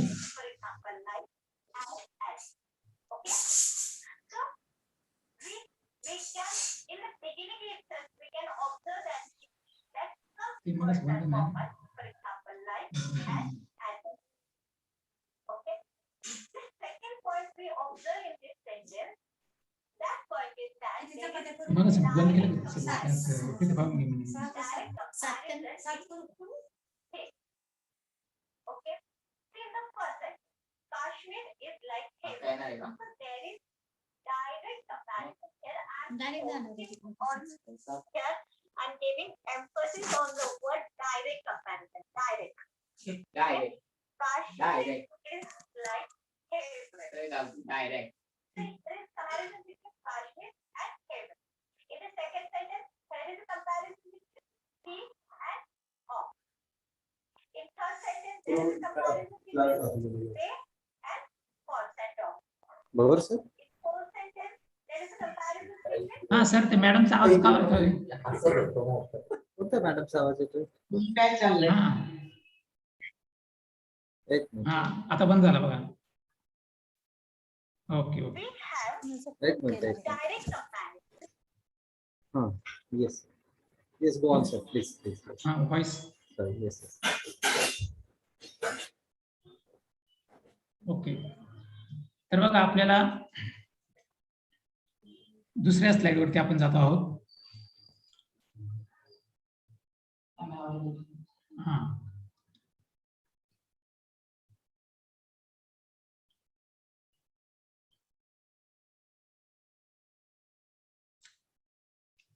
Am I audible, sir?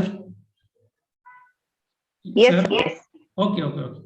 C पुढे आपण असं बघणार आहोत की इथले दोन उदाहरण आपण स्पष्ट करूया. Ravan was killed by Ram and incarnation of lord Vishnu. इथे रावण ऑब्जेक्ट एक शब्दाचा होता आणि राम सब्जेक्ट अनेक शब्दांचा होता. त्याचं वॉइस पाहिलं जसं वरचं वाक्याचं उत्तर ते. आणि दुसऱ्या वाक्यामध्ये रावण जो ऑब्जेक्ट आहे तो अनेक शब्दांचा होता. Ravan a cruel deadly demon was killed by Ram. या वाक्यामध्ये सब्जेक्ट एक वर्ड आहे पण ऑब्जेक्ट मात्र अनेक शब्दांचा होता. तर या पद्धतीने आपण बघितलं की ऑब्जेक्ट हा फार महत्वाचा आहे पॅसिव्ह वॉइस मध्ये. मग ऑब्जेक्ट ज्या वेळेस तो सिंग्युलर असेल किंवा प्लुरल असेल तर आपण काय करतो, सब्जेक्टची जागा ऑब्जेक्ट घेतो, ऑब्जेक्टची जागा सब्जेक्ट घेतो. व्हर्ब तिथेच असतं परंतु ते मात्र कोणत्याही जरी रूपात आलं तरी पास्ट पार्टिसिपल याच रूपात आपण व्हर्ब वापरलं पाहिजे. जर आपण बघितलं इट आला, इट्स आला, इटिंग आला, टू इट आला, जेही रूप येईल इटचं राईटचं ते एट इटन किंवा रिटन किंवा गिव्हन अशीच थर्ड फॉर्म मध्ये पास्ट पार्टिसिपलच्याच रूपात वापरावे लागतात. परंतु केवळ तसंच चालत नाही तर त्या तिसऱ्या रूपाच्या पूर्वी नेहमी टू बीची रूपं यावेच लागतात तरच तो पॅसिव्ह वॉइस आहे असं ओळखतो आपण. तर ती टू बीची रूपे 8 असतात. ती 8 रूपे कोणती? मी एक असा अनुभव केला एवढ्या वर्षांच्या प्रशिक्षण काळामध्ये की बरेचसे लोकांना किंवा विद्यार्थ्यांना टू बी ची रूपे नेमकी किती आणि कोणती हे माहीतच नसतं.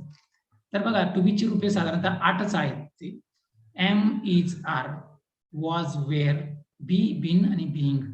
1 2 3 4 5 6 7 8 असे 8 हे जी रूप आहेत टू बी ची, ही 8 रूपे मात्र काळानुसार आपण ते विभागलेली आहेत. फॉर्म्स ऑफ टू बी इथे बघा एम, इज, आर हे वर्तमान काळ दाखवतात इतका, आणि वॉज, वेअर हे भूतकाळ दाखवतात. यामध्ये बघा एम हा साधारणपणे फक्त आय साठी चालतो. I am. हा जो इज आहे, he is, she is, it is यांच्यासाठी चालतो. किंवा राम इज, सीता इज एकवचनी करता असेल तेव्हा चालतो. वॉज सुद्धा एकवचनी करता असेल तेव्हा चालतो.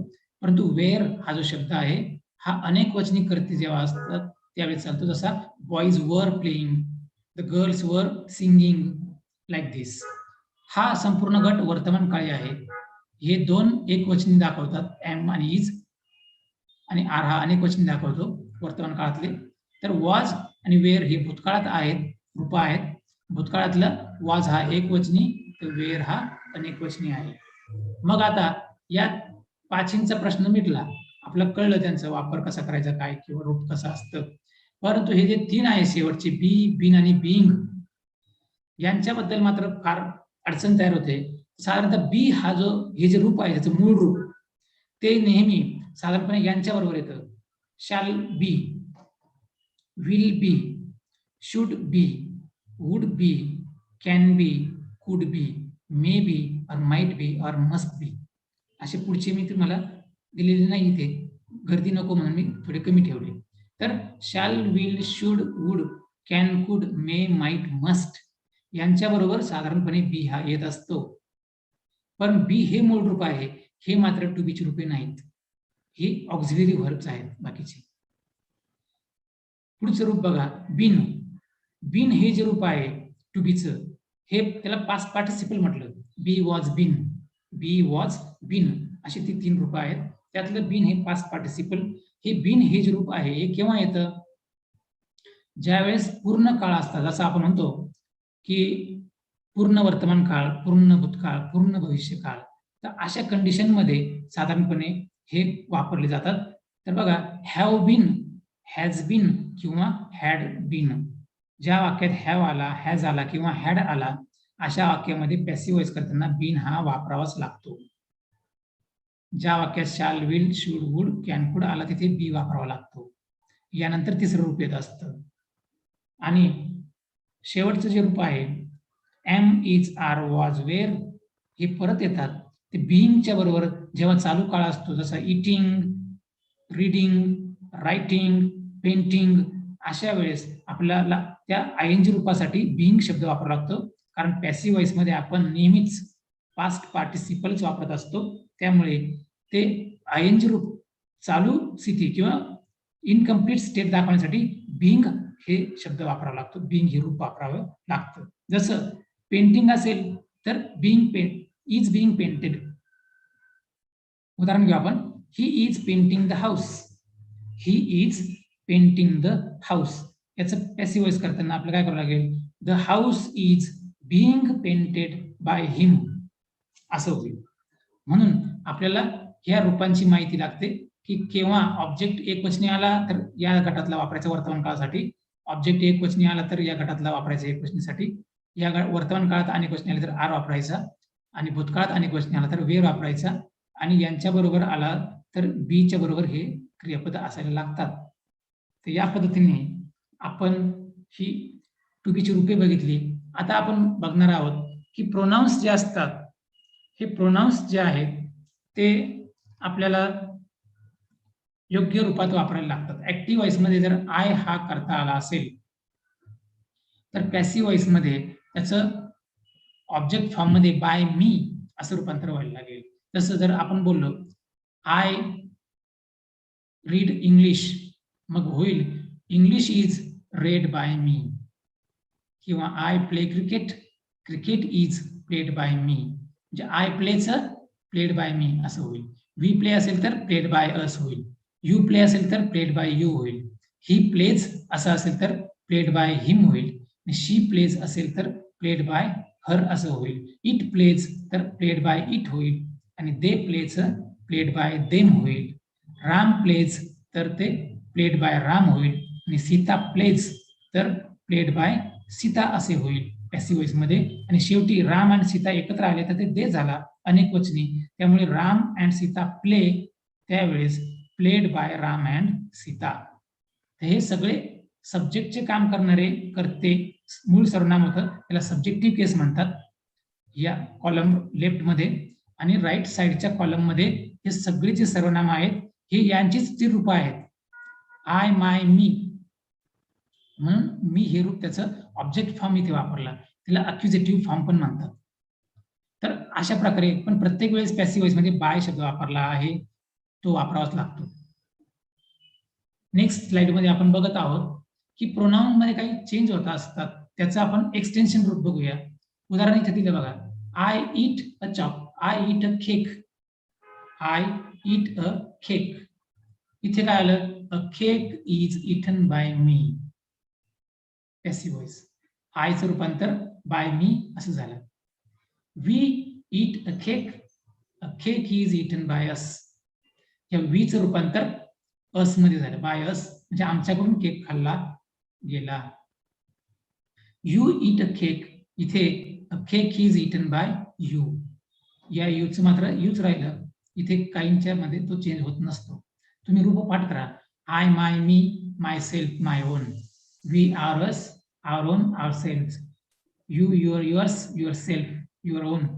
तर हे रूप याचे पण पाठ करायचे असतात सर्वनामांची. ही असेल तर बघा ही, पण ही साठी आपण कलर वेगळा वापरला. याच्यासाठी इट्स हा मॅच कलर बघा इथे.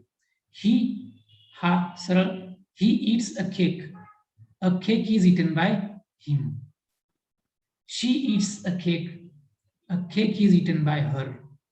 It eats a cake is eaten by it. आणि they eat a cake is eaten by them. Ram eats a cake is eaten by Ram. आणि Sita eats a cake is eaten by Sita. आणि शेवटचं अनेक वचनी करते आल्यामुळे Ram and Sita eat a cake is eaten by Ram and Sita. आपण इथे सब्जेक्टचे ऑब्जेक्ट फॉर्म मध्ये कसं रूपांतर केलं पॅसिव्ह वॉइस मध्ये हे इथे बघितलं. पुढच्या स्लाइड मध्ये बघा, आपण कधी कधी दोन दोन ऑब्जेक्ट्स असलेले वाक्य येतात आपल्यासाठी आणि अशा वेळेस आपल्याला अडचण निर्माण होते. तुम्ही बघा पहिलं वाक्य बघा इथे. या पहिल्या वाक्यामध्ये आय गेव अ पेन, मी पेन दिला. आय हा सब्जेक्ट आला, गेव हा वर्ब आला आणि अ पेन हा ऑब्जेक्ट आला.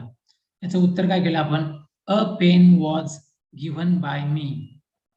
वाज का आला बघा, या वाक्यामध्ये वाज वापरण्याचं जे आहे नियम, हा वाज का वापरायचा, तर वाज वापरण्याचं आपण एक सरळ करू शकतो. अ पेन हा ऑब्जेक्ट आपण इथे प्रथम वापरला. हा आय जो होता तो आपण बाय मी वापरला. आणि तुम्ही म्हणाल की तुम्ही सांगितलंच आता आम्हाला की गिव्ह असो, गेव असो, गिव्हिंग असो, काहीही असो, त्याचं गिव्हनच केलं पाहिजे. राईट असो, राईट्स असो, रायटिंग असो, टू राईट असो, ते रिटर्नच केलं पाहिजे. म्हणजे third form of verb is a must in passive voice. Passive voice मध्ये तिसरं रूप हे आवश्यकच आहे, त्याशिवाय पॅसिव्ह वॉइस ही कॉन्सेप्टच क्लिअर होत नाही. त्याच्यामुळे तिसरी रूप पाठ पाहिजे. परंतु बघा दुसरं वाक्य, I gave him a pen. वरचंच वाक्य ठेवलं आपण, फक्त इथे हिम हा शब्द एक्स्ट्रा आणला. आय गेव अ पेन ऐवजी I gave him a pen, मी त्याला एक पेन दिला. या वाक्याचा पॅसिव्ह वॉइस दोन प्रकारे होऊ शकतो. जसं हिमचं रूपांतर मूळ पहिल्यांदा घेतलं आपण ते म्हणजे ही. हा जो हिम आहे तो इथे ही मध्ये रूपांतर झाला आणि म्हणून हा एकवचनी होता, म्हणून he was given a pen by me. आणि सेकंड चान्स पण आहे इथे शक्यता, अ पेन. इथे काय केलं, a pen was given to him by me. आपण या पद्धतीने I gave him a pen या वाक्याचे दोन पॅसिव्ह व्हॉइस रूपांतर केले.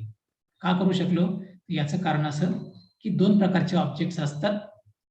तुम्हाला मी इथे अधिक स्पष्ट सांगतो. बघा, तुम्हाला इथे स्पष्ट समजेल की 2 types of objects are there.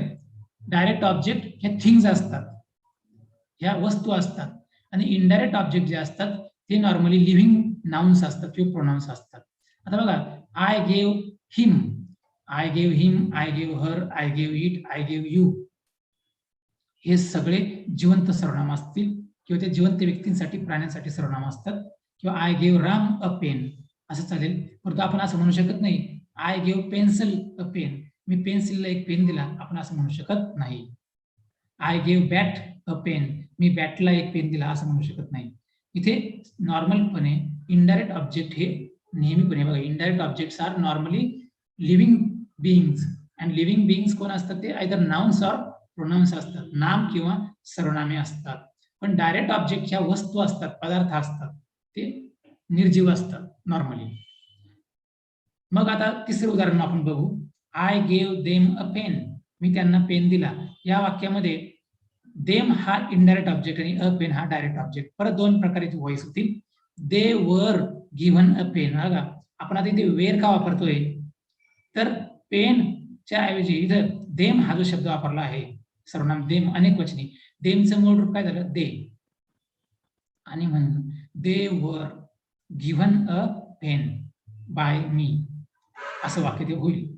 आणि इथे दुसरा चान्स आहे, a pen was given to them by me. आता तिसरं वाक्य बघू आपण, I gave him some pens. मग काय झालं इथे, तर या क्रियापदामध्ये हिम हा एकवचनी ऑब्जेक्ट आला, परंतु सम पेन्स हा जो डायरेक्ट ऑब्जेक्ट आहे हा अनेकवचनी आहे, आणि इनडायरेक्ट ऑब्जेक्ट हा जो आहे तो एकवचनी आहे. मग आता इथे बघा दोन चान्सेस आहेत. तर या दोन पैकी आपल्याला स्पष्ट होण्यासाठी आपण आयडिया बघू की I gave him some pens, यामध्ये some pens were given to him by me. Some pens were given, इथे वेअर हा शब्द वापरला आपण, आणि इथे वाज वापरला. कारण काय, हिमचं रूप ही झाला, ही हा ऑब्जेक्ट एकवचनी म्हणून एकवचनी भूतकाळी. का भूतकाळी, तर गेव पास्ट टेन्स आहे. इथे मात्र सम पेन्स हा अनेकवचनी ऑब्जेक्ट आहे, डायरेक्ट ऑब्जेक्ट जो आहे तो डायरेक्ट ऑब्जेक्ट, म्हणून त्यासाठी आपण वेअर हे अनेकवचनी टू बीचं रूप वापरलं.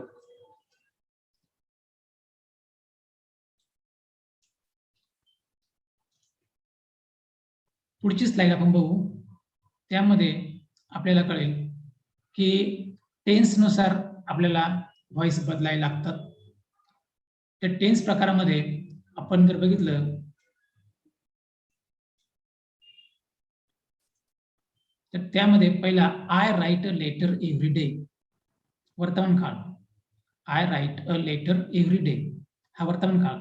I am writing a letter now हा present continuous tense. I have just written a letter present perfect tense.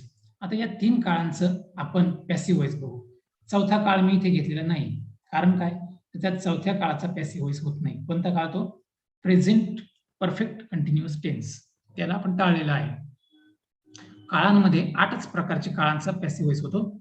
I write a letter every day वर्तमान काळ होता, म्हणून वर्तमान काळी अ लेटर एकवचनी आहे म्हणून एकवचनी क्रियापद घेतलं. A letter is written by me every day, other words आले, time words. I am writing a letter now, a letter is being written by me now. बघा, रायटिंग साठी आयएनजी रूपासाठी आपण बिंग हे वापरलं, आणि तुम्ही म्हणाल मग इज कसा आला, तर हा इज म्हणजेच एमच आहे, फक्त आय साठी तो एम मॅच होतो आहे या अर्थाने. आय एम म्हणजे मी आहे या अर्थाने एम आहे, आय साठी चालतो, परंतु लेटर साठी एम चालत नाही, म्हणून तो इज या रूपात येतो. आपण लेटर एम असं म्हणू शकत नाही. तर ते त्याला म्हणतात सब्जेक्ट व्हर्ब कॉन्कॉर्डस, म्हणजे a subject and verb must concord, there must be concordance between subject and verb. I have just written a letter present perfect tense, याच्यामध्ये बघा हॅवचं रूप आलं, म्हणून बीन हे रूप आपण वापरलेलं आहे. इथे बघा बीन दिसतोय, आयएनजी आला म्हणून बिंग वापरला. Writing being written. तर या पद्धतीने a letter has just been written by me. बघा सगळे शब्द काळजीपूर्वक आपण वापरलेले आहेत. ऑब्जेक्ट प्रथम घेतो. तर पॅसिव्ह वॉइस करताना प्रत्येक क्रियापदाचं प्रथम रूप वापरावं लागतं आपल्याला.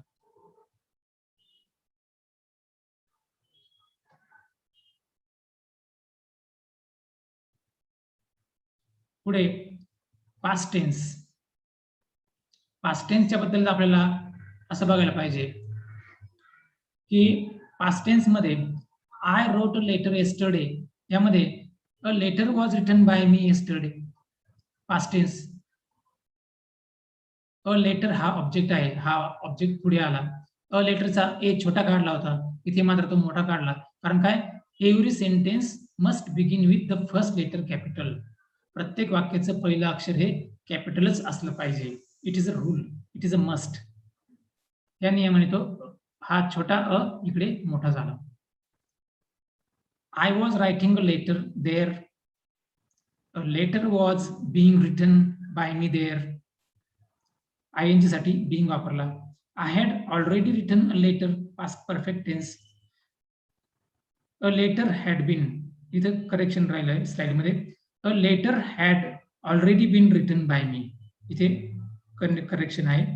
अ letter had already been written by me. Future tense, भविष्यकाळ. भविष्यकाळामध्ये I shall write a letter. A letter will be written by me tomorrow. I shall write a letter tomorrow. मग यातलं काय केलं आपण? ऑब्जेक्ट शोधला आणि तो ऑब्जेक्ट पुढे आणला. तर या पद्धतीने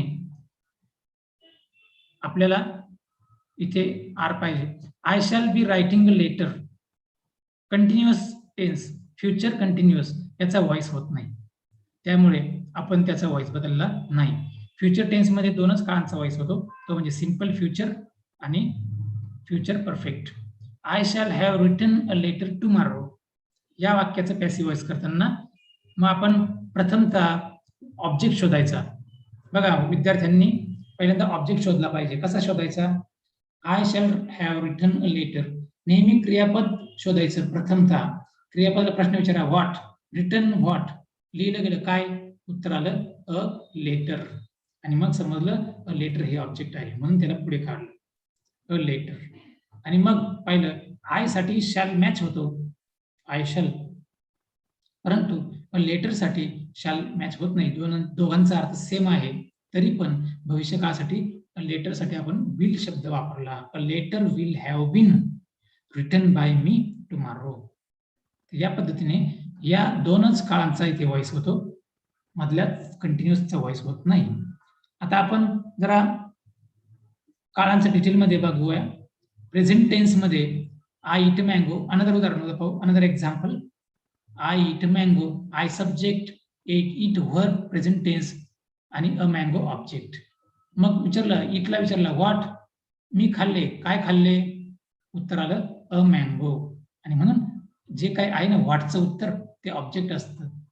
आणि मग त्याचा विचार करायचा एकवचनी की अनेकवचनी, आणि मग आपण टू बी रूप ठरवायचं. Am is are, was were, be been, being या 8 पैकी एक कोणतं वापरायचं आपल्याला, त्याचा विचार करताना याचं वचन बघायचं आणि या मूळ वाक्यातील काळ बघायचा. या दोघांचा, याचा आणि याच्या वचनावरून, याचा काळ आणि याच्या वचनावरून ठरवायचं की मी काय वापरू. Am is are, was were, be been, being पैकी काय वापरू. ते दोन्हींचा सल्ला घ्यायचा.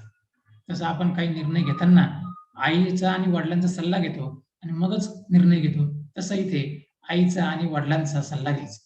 म्हणजे मग am is are, was were, be been, being पैकी कोणतं रूप वापरू ते आपल्याला कळतं. दुसरा बघा, I am eating a mango. यामध्ये a mango is being eaten by me. Eating साठी बीइंग आला, कारण आपल्याला माहिती आहे पॅसिव्ह व्हॉइस मध्ये क्रियापदाचं तिसरंच रूप वापरावं लागतं, म्हणून इटन आला. पण मग आयएनजी कसं दाखवायचं, तर आयएनजी दर्शविण्यासाठी आपण बीइंग हे रूप वापरलं आणि म्हणून ऑब्जेक्ट पुढे काढला. इटिंग व्हॉट, काय खाल्लं, अ मँगो उत्तर आलं. आणि मग व्हॉटचं उत्तर हे ऑब्जेक्ट असतं, म्हणून ते पुढे घेतलं. A mango is being eaten by me. पुढचं उदाहरण बघा, I have eaten a mango, मी आंबा खाल्लेला आहे. मग पुन्हा विचारलं इटन व्हॉट, अ मँगो, मग पुढे घेतला a mango has been eaten by मी.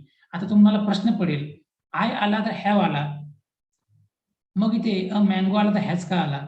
तर हॅव आणि हॅज हे समानच आहेत, परंतु तुम्हाला माहिती आहे in simple present tense a singular subject always takes S form. He goes, she goes, it goes, Ram goes, Sita goes. म्हणून मँगो हा इट आला म्हणून इट गोज, म्हणून इट हॅज. आय साठी मात्र आय, वी, यू, दे यांना हॅव चालतो. I have, we have, you have, they have.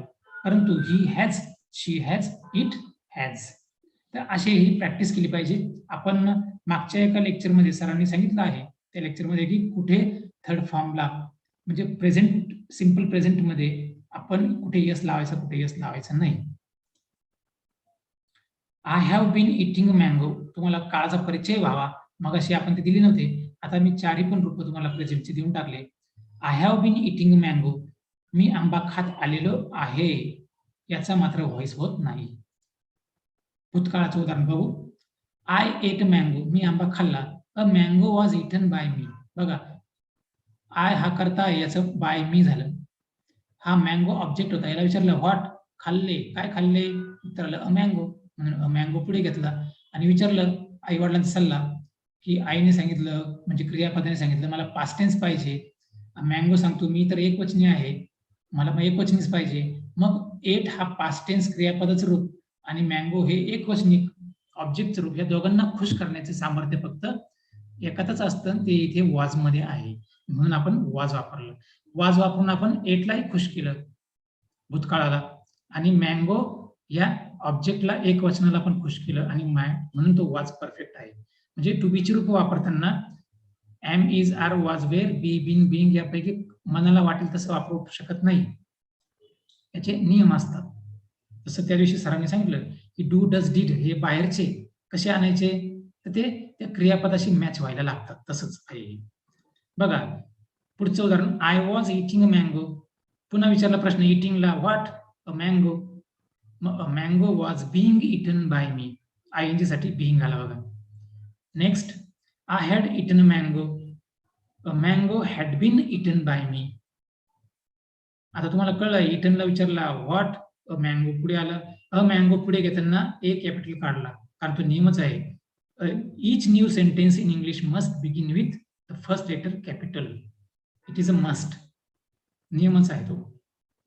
पुढे I had been eating a mango, मी आंबा खात आलेलो होतो, याचा व्हॉइस होत नाही. पुढचं फ्युचर टेन्स, दोनच व्हॉइस होईल. I shall eat mango, a mango will be eaten by me. बघा शालचा रूपांतर विल झालं, का झालं, हा मँगो म्हणजे आय नाहीये, हा इट आहे. बघा तुम्ही मँगोचा जर सर्वनामचा विचार केला तर मँगोला आपण आय नाही म्हणत, मँगोला ही नाही म्हणत, मँगोला शी नाही म्हणत, मँगोला आपण इट म्हणतो, आणि म्हणून तो इट आला तर त्यासाठी विलच वापरतो. हा शाल फक्त आय आणि वी साठी चालतो, I shall, we shall, he will, she will, it will, they will, all will. आणि आजकाल तर असं आहे, in modern English will is omnipresent. In modern English will is omnipresent, it means will is everywhere used. It is correct. Shall is rarely used nowadays. Next example, that is a future continuous tense. I shall be eating a mango. मी आंबा खात असेल. No voice. का voice नाही? मी बघितले असे काही विद्यार्थी किंवा शिक्षक त्यांनी याचा प्रयत्नपूर्वक उत्तर केलेले आहेत, परंतु नॉर्मली इंग्लिशमध्ये याचा व्हॉइस केला जात नाही. पुढील उदाहरण आहे, I shall have eaten a mango. हा परफेक्ट टेन्स आहे, फ्युचर परफेक्ट. बघा हॅव जेव्हा येतो ना तेव्हा तो परफेक्टच असतो. हॅव, हॅज, हॅड आला समजायचं परफेक्ट टेन्स म्हणून बीनच वापरायचा. A mango will have been eaten by me. इथे परत आय शॅल होता परंतु मँगो विल, शॅल आणि विल अर्थ सेम, फक्त तो मॅच होण्याच्या रूपाशी आहे म्हणून ते योग्य रूप वापरायला लागतं. Next example, future perfect tense. I shall have been eating mango. मी आंबा खात आलेलो असेल. No voice.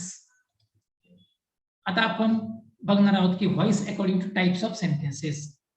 आपण काळानुसार व्हॉइस बघितले. 8 काळाच्या प्रकारानुसार व्हॉइस बघितले, टू बीची रूप बघितली.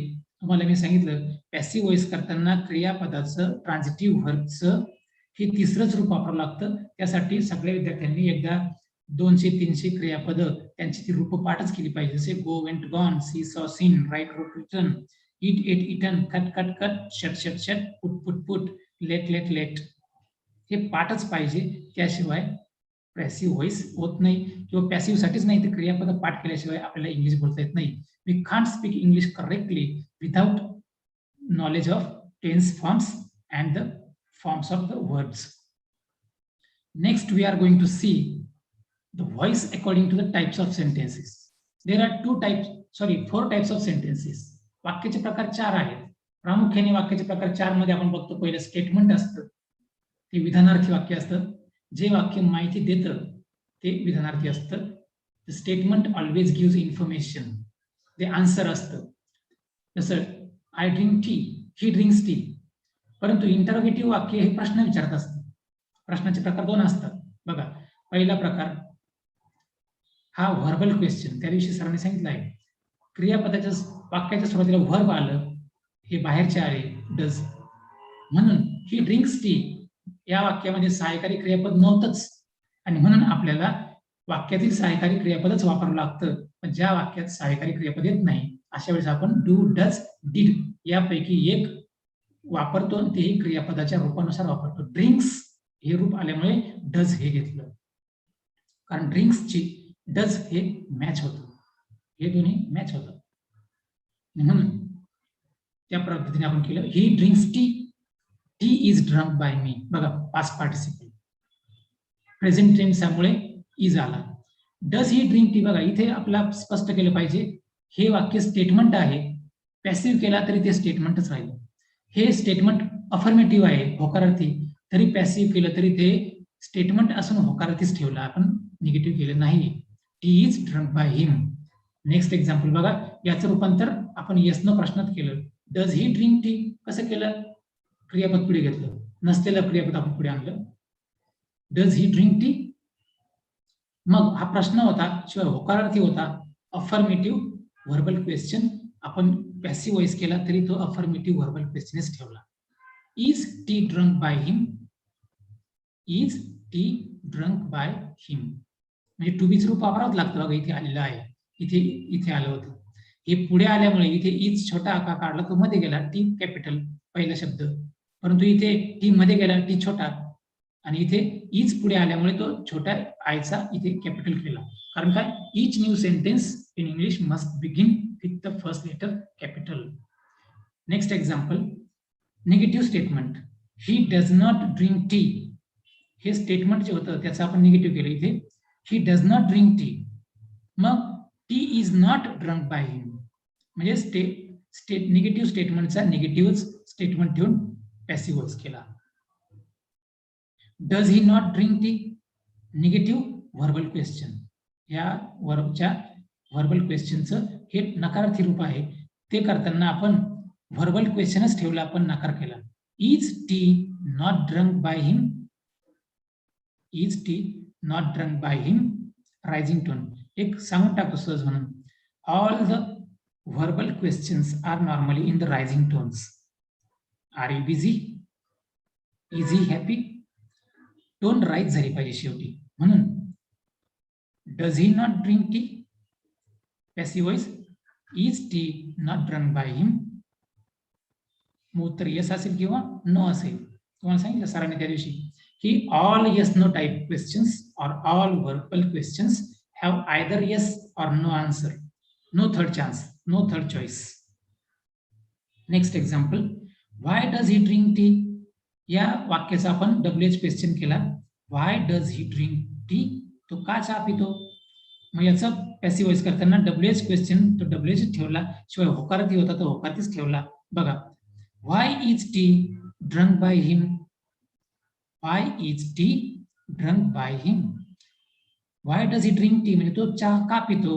इथे त्याच्याकडून चहा का पिला जातो असा अर्थ होतो. चहा पितो, चहाच पिला जातो, असं होत नाही की चहाने त्याला पिलं, असं होत नाही.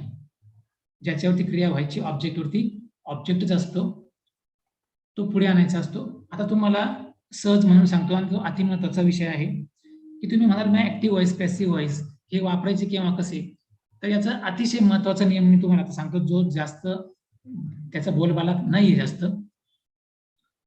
अलिखित आहे. तो ज्या वेळेस बोलणाऱ्याला वक्त्याला किंवा लेखकाला असं वाटतं की माझ्या दृष्टीने ऑब्जेक्टवरती क्रिया घडली हे महत्वाचं आहे, कोणी केली हे महत्वाचं नाही आहे, त्यावेळेस आपण ऍक्टिव्ह पॅसिव्ह व्हॉइस वापरत असतो. ऑब्जेक्टवरती क्रिया घडली हे महत्वाचं आहे, त्यावेळेस आपण पॅसिव्ह व्हॉइस वापरतो. परंतु अमुक कर्त्याने क्रिया केली हे महत्वाचं जेव्हा असेल, याने क्रिया केली अमुकने केली हे महत्वाचं, त्यावेळेस आपण ऍक्टिव्ह व्हॉइस वापरत असतो. तर म्हणून केव्हा कोणता व्हॉइस वापरावा हे आपण लेखक असू किंवा वक्ते असू तर आपल्या बोलण्याच्या अँगलवरून ते ठरेल. If object is important, affected object is important, then we use passive voice.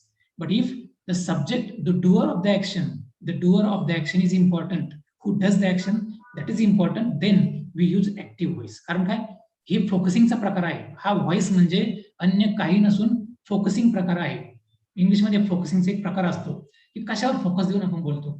Normally वाक्यातील पहिला शब्द हा फोकस्ड असतो, शेवटचा शब्द हा फोकस्ड नसतो. ही ड्रिंक्स टी, तो चहा पितो, इथे याला महत्व आहे.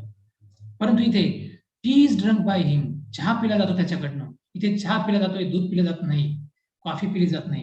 इथे टी फोकस केलेला आहे. म्हणून या वाक्याचा आणि या वाक्याच्या फोकसिंग अँगलने बघितलं तर अर्थात भिन्नता होते. सिमेंटिक्स नावाचा तो भाग असतो. सिमेंटिक्स म्हणजे द सायन्स ऑफ मिनिंग. त्या सायन्स ऑफ मिनिंगच्या अँगलने जर बघितलं तर या वाक्यांमध्ये फरक पडतो. ही ड्रिंक्स टी, तो चहा पितो, इथे तो महत्वाचा आहे, ती नाही पित, आय नाही पित, आय वी यू, इथे याला ऑप्शन असतात. ही ड्रिंक्स म्हणजे स्ट्रेस फोकस्ड. इथे टी इज ड्रंक बाय हिम, चहा पिला जातो, कॉफी नाही, दूध नाही, सरबत नाही, याला म्हणतात फोकसिंग. आणि म्हणून फोकसिंगसाठी पॅसिव्ह व्हॉइस मध्ये इथे टी वर फोकस, ऍक्टिव्ह व्हॉइस मध्ये इथे ही वरती फोकस, असं आपण बघितलं. तर शेवटचं उदाहरण आपण बघूया. वाक्य प्रकारानुसार व्हॉइस. बघा, तुम्ही जेव्हा परीक्षेला जाल त्यावेळेस तुम्हाला अशी फसवणारी वाक्य येतील की स्टेटमेंट असेल परंतु तुम्हाला ते प्रश्नार्थक रूपांतर देऊन टाकतील. होकारार्थी असेल तर ते नकारार्थी देतील आणि ते चॉईस मध्ये ऑप्शन्स मध्ये फसवतात.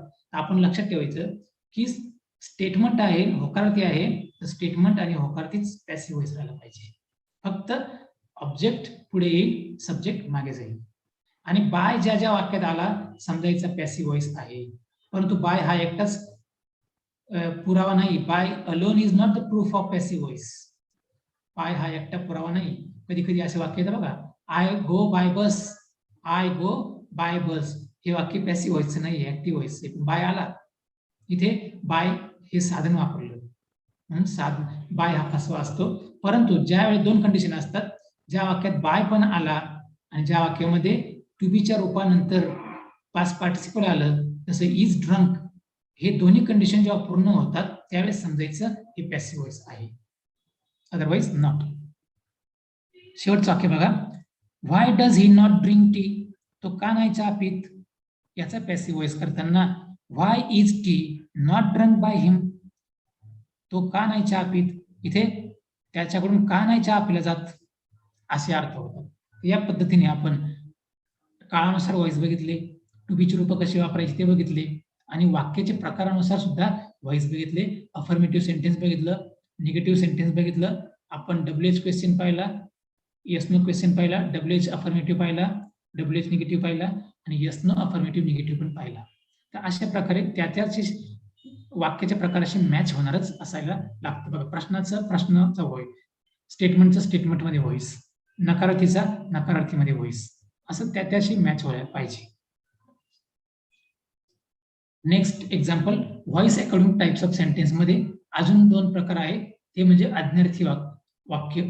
आपण तिकडे स्टेटमेंट पाहिला, वर्बल क्वेश्चन पाहिला, डब्ल्यूएच क्वेश्चन पाहिला आणि वाक्याचा चौथा प्रकार जो आहे एक्सक्लेमेटरी सेंटेन्स, त्याचा व्हॉइस होत नाही, त्यामुळे आपण त्याच्याबद्दल इथे बोलणार नाही. पण आज्ञार्थी वाक्य जे असतं इम्पेरेटिव्ह सेंटेन्स, त्याचा मात्र व्हॉइस होतो आणि मग ते त्या प्रकारचाच पॅटर्न वापरायला लागतो. तो बघा, आता इथे काहींनी याबद्दल जरा फोकस करा. हे रेअर वाक्य असतात. ड्रिंक टी, चहा पी, असं जेव्हा आपण दुसऱ्याला सांगतो खडसावून, तेव्हा त्याचा पॅसिव्ह व्हॉइस करताना लेट शब्द पुढे वापरायला लागतो. आज्ञार्थी वाक्याचे सुरुवातीला बघा लेट लेट लेट असं आलं. शेवटचं वाक्य थोडं वेगळं आहे, एक्सेप्शनल आहे, त्याच्याबद्दल आपण बोलूच. ड्रिंक टी, चहा पी, याचा passive voice let tea be drunk. तुझ्याकडून चहा पिला जाऊ दे. थोडस असं वळणाखाली बोलणं आहे, परंतु तो व्हॉइस असा असतो. डोंट ड्रिंक टी, होकारात ही आज्ञा होती, आता नकारात ही आज्ञा. चहा पिऊ नकोस. डोंट ड्रिंक टी, चहा पिऊ नकोस. Let tea be not drunk, चहा पिला जाऊ देऊ नकोस तुझ्याकडून ते बोललं नसतं. कारण काय, आज्ञार्थी वाक्याचं तुम्हाला एक सांगून टाकतो, आज्ञार्थी वाक्यामध्ये यू हा करता हा इनविजिबल असतो, तो अनएक्सप्रेस्ड असतो. ड्रिंक टी म्हणजे काय, यू ड्रिंक टी. आणि म्हणून बघा, या वाक्याचा जर क्वेश्चन टॅग करायचा ठरला, सरांनी त्या दिवशी सांगितलं तुम्हाला, ड्रिंक टीचा क्वेश्चन टॅग विल यू असाच होईल. डोंट ड्रिंक टी याचा पण क्वेश्चन टॅग विल यू असाच होईल. मग वाक्य होकारार्थी असो किंवा नकारार्थी असो, आज्ञार्थी वाक्याचा क्वेश्चन टॅग हा विल यूच असतो. आता मी तुम्हाला क्वेश्चन टॅग मध्ये पण सांगून टाकलं, थोडे विषयांतर होऊ शकतं, पण तो रिलेटेड भाग असतो. नेव्हर ड्रिंक अ टी, कधीच चहा पिऊ नकोस. नकारार्थी वाक्य, नकारार्थी वाक्य म्हणजे केवळ नॉटच असतो असं नाही. No, not, never, nothing, nobody, neither, nor. No, not, nothing, nobody, neither, nor असे शब्द ज्या वाक्यात येतात ते नकारार्थी असतात. असे शब्द ज्या वाक्यात नसतात ते होकारार्थी असतात. हे वाक्य बघा, लेट टी बी नेव्हर ड्रंक. लेट टी बी नेव्हर ड्रंक असं पॅसिव्ह व्हॉइस झाला. इथे सगळे सकर्मक क्रियापद होते, म्हणजे ट्रान्झिटिव्ह व्हर्ब्स. परंतु मी तुम्हाला एक असं प्रयोग दाखवतो शेवटी की अकर्मक क्रियापदांमध्ये सुद्धा आपल्याला पॅसिव्ह व्हॉइस करता येतो. त्यावेळेस मात्र लेटचा पॅटर्न न वापरता, तुम्ही बघा इथे पॅटर्न कोणता आपला, let plus object plus be plus past participle. Formula कसा आहे इथे, याचा फॉर्म्युला होता verb plus object, verb transitive plus object drink टीचा. इथे let plus object plus be plus drunk, आणि याचं रूपांतर करताना बीचं बी हेच रूप वापरलं आपण, तेच वापरावं लागतं. परंतु शेवटचं उदाहरण बघा, सिट डाऊन, हे अकर्मक क्रियापद आहे, खाली बस, स्वतःशी घडणारी क्रिया आहे. करता बसतो, कर्त्यावरच क्रिया होते, ती दुसऱ्यावर नसते, म्हणजे अकर्मक क्रियापद. परंतु याचा पण पॅसिव्ह व्हॉइस आपण करू शकतो. फसवण्यासाठी चॅलेंजिंग उदाहरण असं येतं, अशा वेळेस ज्या वेळेस अकर्मक क्रियापद आलं ना, अशा वेळेस यू आर रिक्वेस्टेड टू, हे सरळ लिहूनच टाकायचं पूर्ण एवढं इतकं, यू आर रिक्वेस्टेड टू. आणि मग sit down, same sit down लिहून टाकलं. तसं eat mango, you are requested to eat mango. Keep quiet, you are requested to keep quiet, अशा पद्धतीने. परंतु सकर्मक क्रियापद आले तर लेटचा पॅटर्न वापरा. अकर्मक क्रियापद आलं कमी येतं, 99% ते येतच नाही, परंतु 1% ची चान्स असू शकतात फसवायला. परीक्षेला अशी चॅलेंजिंग विचारतात, त्यासाठी आपण याच्यावरती फोकस करावं. या पद्धतीने आपण इथे वाक्य प्रकार बघितले. आता आपण बघणार आहोत बाय प्लस सब्जेक्ट ओमिटेड. कधी कधी ऍडव्हान्स्ड पॅसिव्ह व्हॉइस मध्ये हा जो बाय प्लस सब्जेक्ट वापरण्याची जी पद्धत आहे आपली, जसं आपण पाहिलं की Ravan was killed by Ram. Ravan हा रामाकडून मारला गेला, लक्ष्मणाकडून नाही. म्हणून Ravan was killed by Ram, Ravan was killed by Ram, by वापरला. परंतु कधी कधी असं असतं की ही क्रिया कोणी केली हे जग जाहीर असतं. The subject of the action verb is obvious. Obvious म्हणजे स्पष्ट, ते स्वयंस्पष्ट असतं. त्यावेळेस आपण अजिबात बाय प्लस सब्जेक्ट वापरण्याची गरज नाही. बघा, when the doer of the action is obvious then by plus subject is generally omitted. ज्यावेळेस वाक्याचा कर्ता अतिशय स्वयंस्पष्ट आहे त्यावेळेस त्याचा बाय प्लस रचना वापरायची गरज नाही. उदाहरण बघा, the police caught a thief. पोलिसांनी चोरास पकडले. आता आपल्याला माहिती चोरांना पकडण्याचं काम पोलीसच करतात, काही लहान मुलं करत नाही, म्हातारी माणसं करत नाही, किंवा शिक्षक करत नाही, बँकेचे मॅनेजर करत नाही. तर चोरांना पकडायचं काम पोलिसांचं असतं. हे चोर पकडला, पोलिसांनी चोर पकडला असं म्हणण्याची काही गरजच नाही. पोलिसांनी चोर पकडला, कारण चोर पकडला कळल्यावरती लोकांना माहित असतं हे पोलिसांनीच पकडले असते. जरी लोकांनीही पकडले तर शेवटी पोलिसच येतात. आणि म्हणून पोलीस हा शब्द पोलीस हा इंग्लिशमध्ये उच्चार असतो त्याचा, तो वापरायचा नाही. बघा उदाहरण. मग who caught, who was caught. Object ओळखण्याचे दोन आयडियाज असतात. डायरेक्ट ऑब्जेक्ट ओळखण्यासाठी व्हॉट वापरायचा, ते डायरेक्ट ऑब्जेक्ट मिळतं, ती वस्तू असते. परंतु इनडायरेक्ट ऑब्जेक्टसाठी आपण हू शब्द वापरायचा, हू किंवा हुम. जसा कॉट हुम, कोणाला पकडलं, अ थीफ हे उत्तर आलं. आणि म्हणून अ थीफ वॉज कॉट, एक चोर पकडला गेला, एक चोर पकडला गेला. पण बाय द पोलीस म्हटलंच नाही, म्हणण्याची गरज पण नाही. तुम्ही बघा न्यूजपेपर जर वाचलं तुम्ही, तुम्हाला कळेल की अशा प्रकारे जेव्हा सब्जेक्ट ऑब्व्हियस असतो त्यावेळेस बाय प्लस सब्जेक्ट वापरलेला नसतो. तर या पद्धतीने आपण इथे बघितलं की ऍडव्हान्स्ड रूल मध्ये आपण वेन सब्जेक्ट इज ऑब्व्हियस आपण त्याच्यामध्ये बाय प्लस सब्जेक्ट वापरत नाही. अजून एक उदाहरण घेऊ. The teacher taught a poem yesterday. शिक्षकांनी काल कविता शिकवली. यामध्ये कविता कोण शिकवतं? शिपाई शिकवत नाही किंवा शिक्षकच शिकवतात. तर इथे अ पोएम वॉज टॉट येस्टरडे बाय द टीचर म्हणण्याची गरज नाही. अ पोएम वॉज टॉट येस्टरडे. या पद्धतीने आपण बघितलं की वेगवेगळ्या प्रकारे व्हॉइसचे उदाहरणं बघितले. आता तुमच्या प्रॅक्टिससाठी काही उदाहरणं मी दिलेली आहेत. The peon rang the bell, the farmer cut the tree, she sang a song, I buy a new pen every month. ह्यामध्ये तुम्हाला पॅसिव्ह व्हॉइस करण्यासाठी ह्या क्रियापदांचे रिंग, रँग, कट, सॅंग किंवा बाय, हेल्प, सेलिंग, सेलिंग, नंतर खम यांचे रूप पाठ असायला लागतात. म्हणून तुम्ही ते पाठ करावे आणि याची प्रॅक्टिस करा, पॅसिव्ह व्हॉइस करून बघा. अजून प्रॅक्टिससाठी तुम्हाला काही उदाहरण दिले आहे मी. बघा इथे complete the each sentence using the correct form of verb in Capitals. तर कंसात दिलेल्या कॅपिटल लेटर मध्ये जे शब्द आहे क्रियापद त्याचे योग्य रूप वापरा. ही प्रॅक्टिस तुम्ही नंतर करू शकता. The woman is dash dash for questioning in relation to the theft. मग इथे द वुमन इज वॉन्टिंग का वॉन्ट्स का वॉन्टेड, तर past participle wanted. The woman is wanted for questioning. अशा पद्धतीने कंसातील क्रियापदांचे तुम्ही योग्य रूप वापरून बघा. तर अशी तुम्ही प्रॅक्टिस घरी करू शकता. तुमच्या प्रॅक्टिससाठी आणखी ऍडव्हान्स्ड काही उदाहरण दिले आहे. हे सगळे जे उदाहरणं आहेत मित्रांनो, हे केम्ब्रिज डिक्शनरीत घेतलेले आहे. World class examples. These are from Cambridge advance learners dictionary software मधले. तर तेच तुम्हाला मी प्रेझेंट केले. तुम्ही त्याचे स्क्रीनशॉट घेऊन किंवा त्याची प्रॅक्टिस करू शकता. अशा प्रकारे आपण आज पॅसिव्ह व्हॉइस मध्ये थोडक्यात बघितलं की पॅसिव्ह व्हॉइस करताना आपल्याला प्रथमतः कॉन्सेप्ट कळले पाहिजे, सब्जेक्ट, वर्ब, ऑब्जेक्ट. नंतर आपल्याला कळलं पाहिजे नाउन प्रोनाउनचं रिलेशन असतं. नाउन प्रोनाउनचे रूपांतर बदलायला लागतात आपल्याला, शिवाय क्रियापदाचे रूप पाठ करायला लागतात. आणि पॅसिव्ह व्हॉइस मध्ये वर्ब ट्रान्झिटिव्हच म्हणजे सकर्मक क्रियापदच यावं लागतं.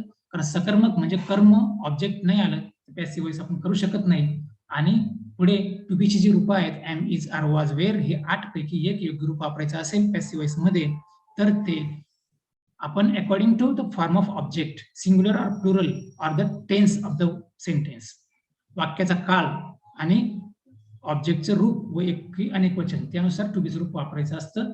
आणि पुढे बघितलं वाक्य प्रकारानुसार आपण पॅसिव्ह व्हॉइस जे वाक्य असेल, जसं वाक्य असेल त्या वाक्याचा तशाच प्रकारात रूपांतर पॅसिव्ह व्हॉइस मध्ये करावं, म्हणजे वाक्य प्रकार बदलू नये. आणि आपण बघितलं आयडेंटिफिकेशन ऑफ पॅसिव्ह व्हॉइस मध्ये मी तुम्हाला एक क्लू दिला.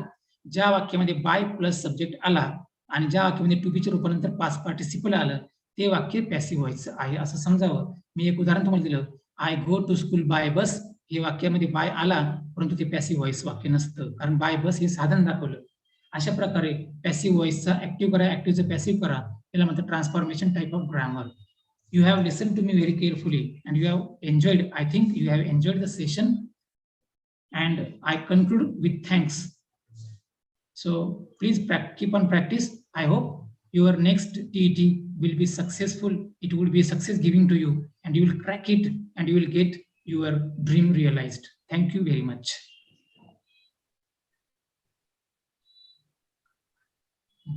Thank you, sir. पुन्हा एकदा गेले इंग्लिश टीचर एज्युकेटर फोरम महाराष्ट्राच्या वतीने मी या ठिकाणी पवार सरांचं या ठिकाणी अभिनंदन करतो आणि त्यांचं आभार सुद्धा या ठिकाणी मानतो की सरांनी अतिशय सुंदर पद्धतीने या ठिकाणी आपल्या टीईटी च्या संदर्भामध्ये विशेषतः व्याकरणातील व्हॉइसच्या संदर्भात वेगवेगळ्या प्रकारची वाक्य घेऊन त्याचं ट्रान्सफॉर्मेशन कसं करायचं खूप चांगल्या पद्धतीने सर आपण या ठिकाणी मार्गदर्शन केलं. निश्चितच पुन्हा एकदा या ठिकाणी आमच्या फोरमच्या वतीने तसंच सर्व मान्यवरांच्या वतीने या ठिकाणी आपल्या या वेबिनार मध्ये उपस्थित असणारे अधिव्याख्याता, डाएटचे प्राचार्य, अधिव्याख्याता, त्याचबरोबर या ठिकाणी ज्यांच्यासाठी आपण हा वेबिनार आयोजित केलेला आहे असे आपले संपूर्ण महाराष्ट्रातील छात्राध्यापक यांच्या वतीने मी पुन्हा एकदा आपले आभार मानतो. धन्यवाद sir. Okay, thanks, sir. It's my pleasure. Okay.